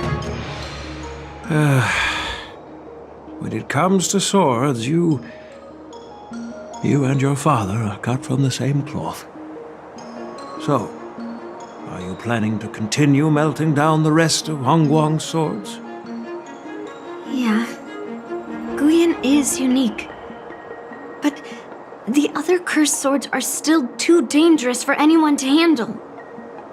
But maybe I'll try to be more patient next time. Be more patient. Well said. Remember what you learned today, because there will be many more situations in the future that will require you to be more patient. Understood. But what about the prize? Well, ever since you showed up at the ceremony, I had a hunch. So I prepared another sword as a backup plan. And don't worry, this one has nothing to do with Heliobi.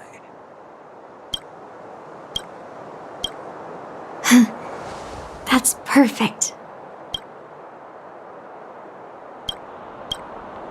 By the way, the ambassador from Kalevala and that knight went to Arum Alley. They're looking for a spot to honor the hero. Why don't we go take a look together?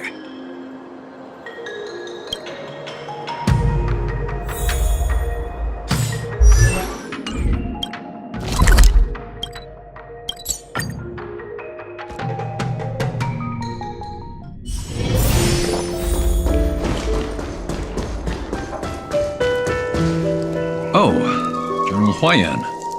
What brings you here? Well, my granddaughter was inspired by the heroic legends told by the Mieka Kivesa, so she dragged me here to take a look. I come from a long line of Kalevala monument keepers. For generations, my family has guarded the stone monument left behind by the nameless hero. Over the centuries, a golden tree sprouted from under the monument, and its branches have never withered. We Kalevalans see it as proof of the hero's existence. Before leaving Kalevala, I took a branch from that golden tree, hoping to plant it here to represent the hero returning to his homeland. That sounds good. We Xianzhou people don't make coffins or set up memorials, so I'm sure he would be happy to rest here where life is bustling. The hero had asked our ancestors to carve something into the monument, so I made a copy of it too. While the inscription is pretty worn with age, perhaps you can still make out some of it. I have drifted far from my homeland and am on the brink of death. Yet, I take solace in having honorably fulfilled my duties. Should you feel compassion for me, kind traveler, please take a handful of soil hence and bring it back to the Lawfu. Mr. Pavo, I wonder if that hero ever left a name in your history. I apologize, but the hero's epic battles happened long ago, and he did not leave any name for us to call him. But in our mythology, he came from the heavens, and so we call him the Cloud Knight. Welcome home, Cloud Knight. Now, you can also rest here, Guyan.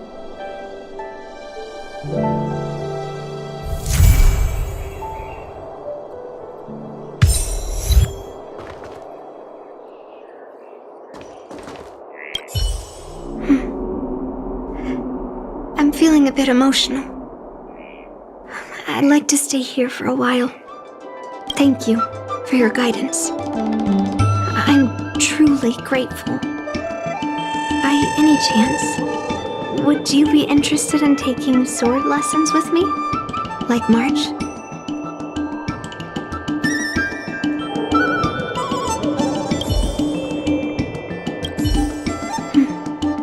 Thank you. As a punishment for being an accomplice in this theft, General Huayan assigned me to guard this golden sapling and recite the story of the hero and this legendary sword to passers-by.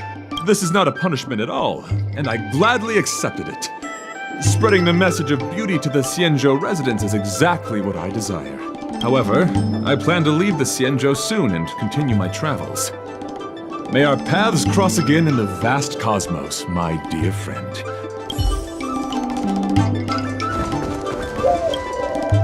Why does everyone call me a profiteer? Isn't everyone trying to make a profit?